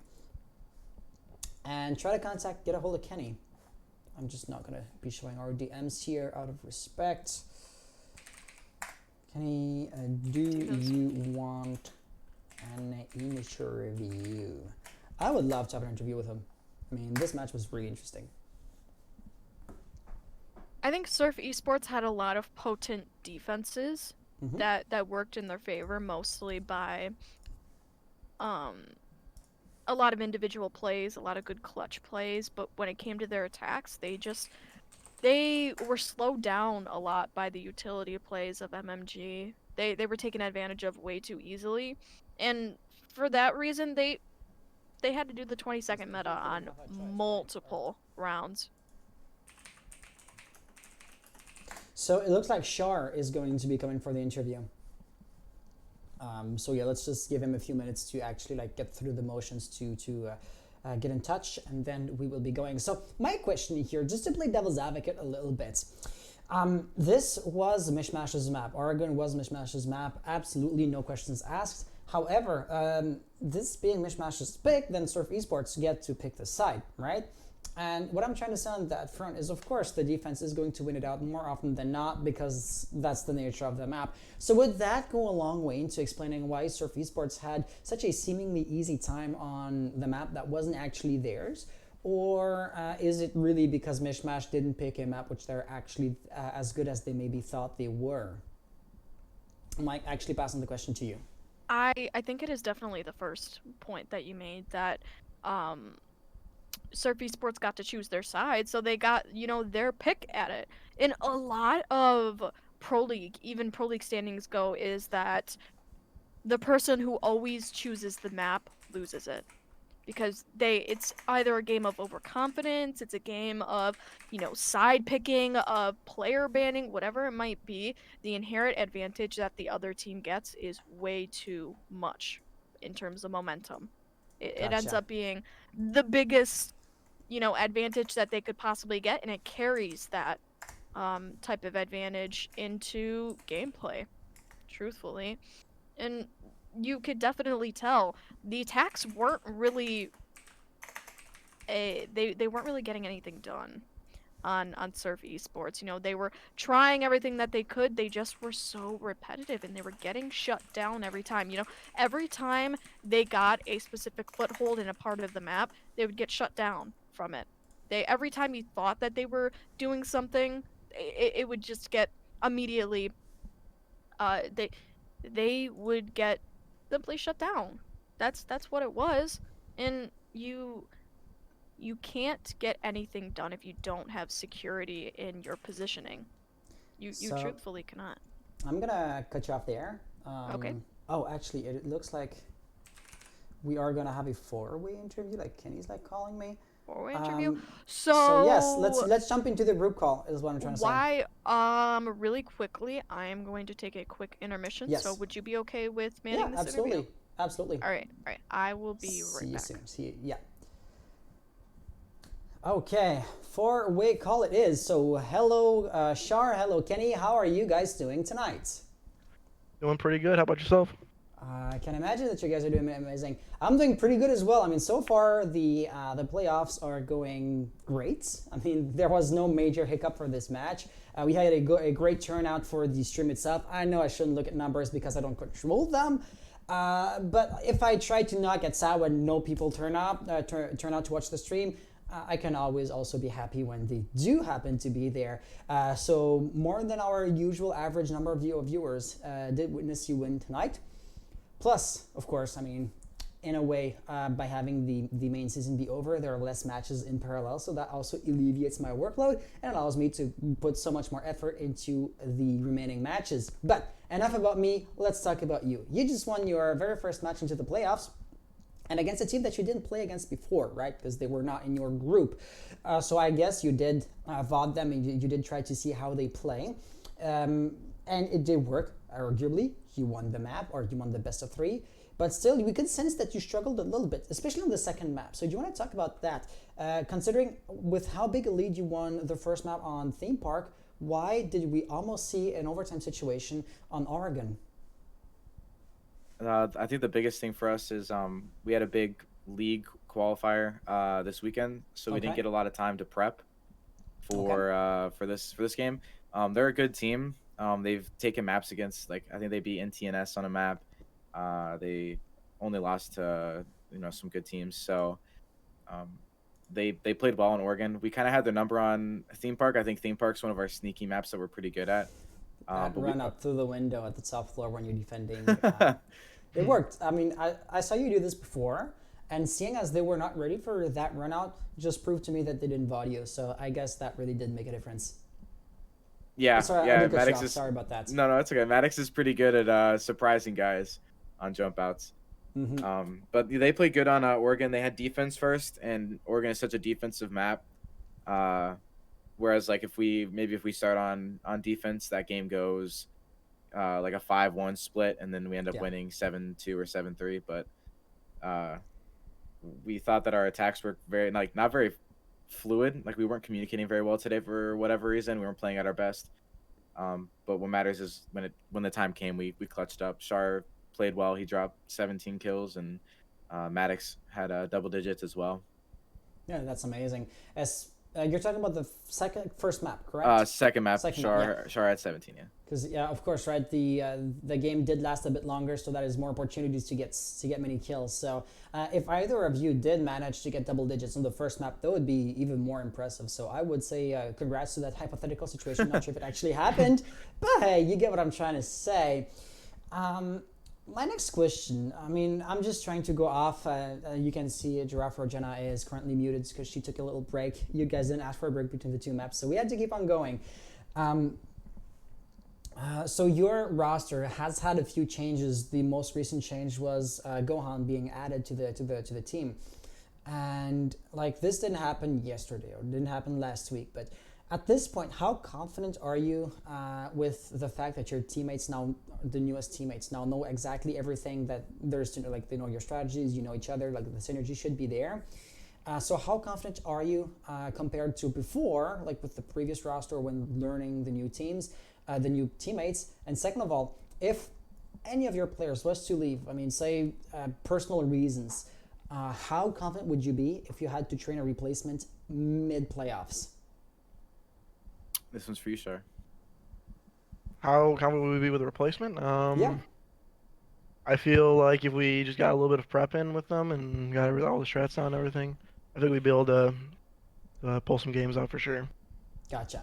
Yeah, one thing about our team is as a whole, we have a good coach and a good org, and we're very organized with strats. We have Google Docs and pictures of all the strats and everything that everyone has access to and edit ability. So teaching strats isn't the most difficult thing, thankfully.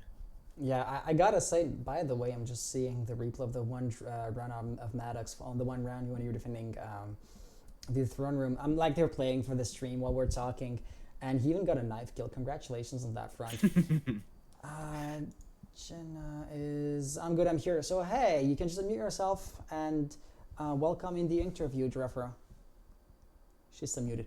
Yeah, so my next question regarding the second map specifically, like, the theme park was their pick, so of course you start defending, and that gives you some advantage, the early advantage. But when you started attacking, you still managed to put an early end to the game. So you attacking on your own map, right, on Oregon, Surf Esports having the easier start, does not explain all the way why we almost had an overtime situation, right? Because they still were able to win one or two of these attack rounds. You did talk about, for example, the coordination that you felt like you didn't have from time to time and that kind of stuff. But furthermore, do you feel like Surf Esports played better on the second map than on the first one? Or was it really all you dropping the ball? They did play. They played better. They played pretty unpredictable. Like their pushes were strange, to say the least. Like the first time we defended upstairs, they had like a guy in the outside lobby with a minute left. They had a guy meeting. They had somebody repelling kids, and I mean, like there's like all over the place. Pretty unpredictable. So I give credit for that. It did come down to them like having to rush site last seconds a couple times and very uncoordinated at the end, but they were getting the early picks on us because they were being unpredictable. On theme, it didn't feel that way. It felt like maybe because they were used to playing theme or it's their map, they kind of knew what they were doing and how they wanted to do it. Yeah. That's kind of the only thing that I noticed is they were just all over the place on Oregon. Gotcha. Jenna, do you have any questions for them? Not that I can think of, other than what's Maddox's secret? Snorts G Fuel. He's French Canadian. Yeah, that's all you need to know. Oh, Yeah. really? Didn't know that. No, I don't think he's actually French, but he's He's from Laval, I think. Your Oregoner told me. So I mean, this is absolutely within the French Canadian, I want to see, geographical region. But yeah, big cities always speaks English. Because I mean, to be honest, I'm a bit at a loss right now. I don't have too many questions that do pop into my mind, which is why I was kind of hoping Jenna would have something to add to that. But all around, hey, congratulations for winning the first round. So there is no, of course, hard decisive factor to know who you're going to play against next. But since it is, of course, seed number 1 from the one from Group A playing against seed number 4 from your group, odds are the Dream Team is going to be your next opponent. So do you have anything to say to them, or is there anything about them that you want to underline? For example, are they scaring you? Do you feel confident? Have you already voted them? Do you already know what to expect? Of course, I don't expect you to go into too many details because secrecy also has its worth for you guys. But big picture, how confident are you, assuming you play against the Dream Team next? Sorry, you want this one? We usually get some VOD review and stuff like that and prep work done before each game. So feeling pretty confident. You usually know what we're heading into there. Last time we played them, they did beat us. So Yes, we definitely respect them. I think it was the Cerebrus tournament where they came from the winners bracket, so they had the one map advantage and they beat us on the first map. So we never got to our map. But they're a good team, and we have to bring our A game, that's for sure. But it's definitely a team that we believe that we can beat, and we're very excited. We've been looking forward to this match. It's kind of your rematch from last season, basically. Right? Yeah. The tournament, the weekend tournaments final. Yeah. If I ever find the resources to bring that format back to life, I did enjoy it, but it was time consuming to have to go through registrations every single week. Kind of similar to a Go4, but without the notoriety from the Go4, so people didn't come to us like on their own. But I did enjoy that format, to be honest. Yeah, that was a lot of fun. And we had like some high level teams such as yours, like who would play from time to time, like just enough to make it into the playoffs, but not every week. So that can also absolutely be a strategy. I know I'm going on a tangent here, and I'm strafing off subject, but the idea is the less you play, the less VOD review you give to your opponents, which might be why you don't want to play more than you have to, in a sense. Yeah, there were good teams. Axios was in there. Axios was in there. Fire Gaming, Rewolf 15%. So 15% is the Dream Team, same team they just right. So a lot of good teams. So, if anything did come to your mind, Jenna, last opportunity, because if not, I think now would be a good time to wrap things up. So, yeah, Jenna, last opportunity. Did you have anything else to add? I'm not sure if you actually touched on this, but what was the thought process behind Oregon, choosing Oregon? The general thought Oregon process. is one of our, I would say, top 3 or 4 maps maybe. We wanted to save some of our off maps in case our next opponent tries to take us. They don't have any VOD of us. There's a lot of VOD of us on Oregon. We've played it a lot. So we kind of stuck with our same strats that we've been running, just in case if we want to save some strats for the future, Gotcha. that we have it. Perfect. Well, thank you very much. And yeah, without further ado, I won't take up any more of your time because you've just given me more than enough of that already. And yeah, see you next. Real quick, if I was to just keep an eye on things, their match is going to be played on Thursday. So no matter who ends up winning, We'll be watching. Correct, Thursday. Their match is going to be played on Thursday. So, this was an internal thing. So people on the stream may not know about that. But of course, there's their rework that's going to be coming. You know, the Jaeger, the Hibana, and what was the other one? Ash. Notable updates are going to be coming, and it would be unfortunate to have the update and total change in the meta happen mid playoffs. So I asked the players, the playoff teams, do you want to rush the scheduling a little bit in order to maybe avoid that? And I was not going to change that without an overwhelming majority because, of course, going back on what we previously agreed upon would be unfortunate if players are not actually on board with that. They ended up not. We were 1 vote off, by the way, to have the 2/3 majority to have to actually rush the schedule. But since this is not round based, Friday morning or even Thursday night, you could actually actively start planning and organizing the next match to make things go a bit faster without actually having to use the rules that didn't force us to go faster because we didn't adopt that. So that's what I'm getting at. I know I took a bit of a roundabout way because I had to explain this to the stream, but all around, yes, there would be a nice possibility of having the next match, your match, played on Friday or even Saturday if things were to line up properly for that. Yeah, sounds good. Yeah, we're excited. I'm glad that we're trying to speed it up a little bit before the changes. Yeah, well, we'll do our best, but at the end of the day, still comes down to you guys. You guys schedule the matches. We just go along with that. Yep.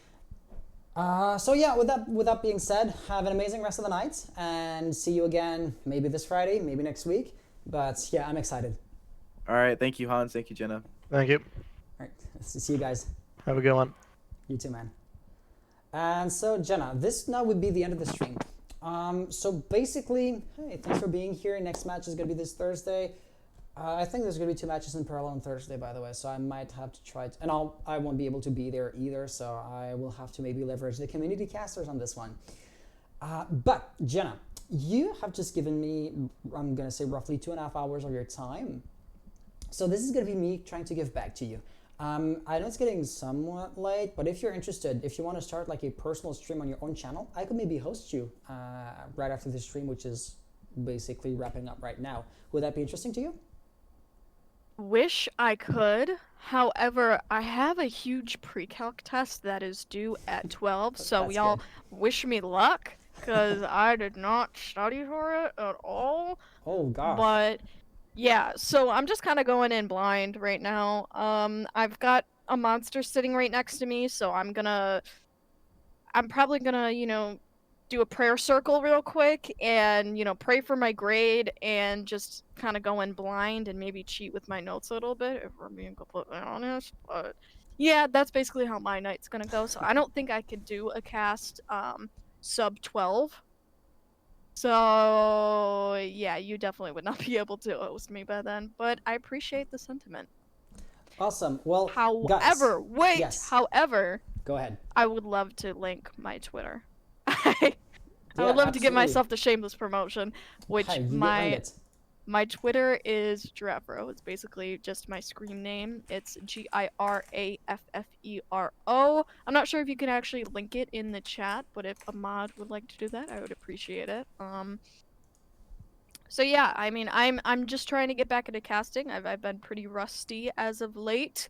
So yeah, you had to bear with me with this cast. I made a few Yeah, you did mistakes. I well. definitely know that, but You did great. I'm getting better, right? Right, we're getting better. So, but yeah, that's basically my rant.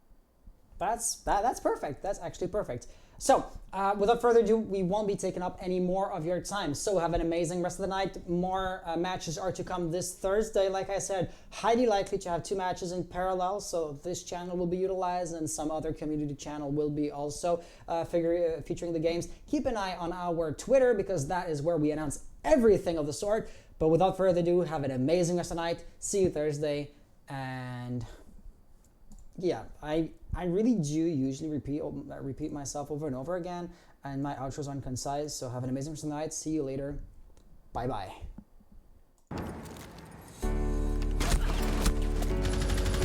Bomb located by attackers.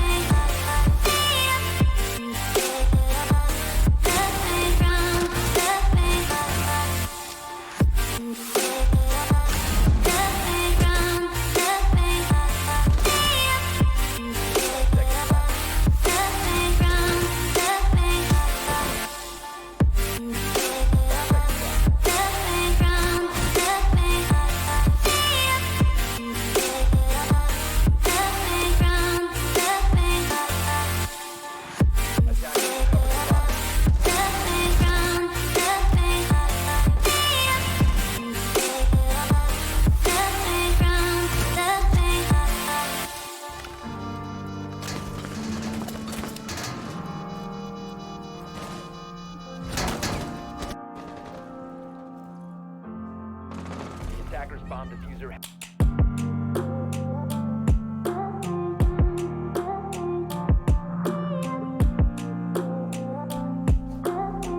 10 seconds left. Attackers bomb diffuser has.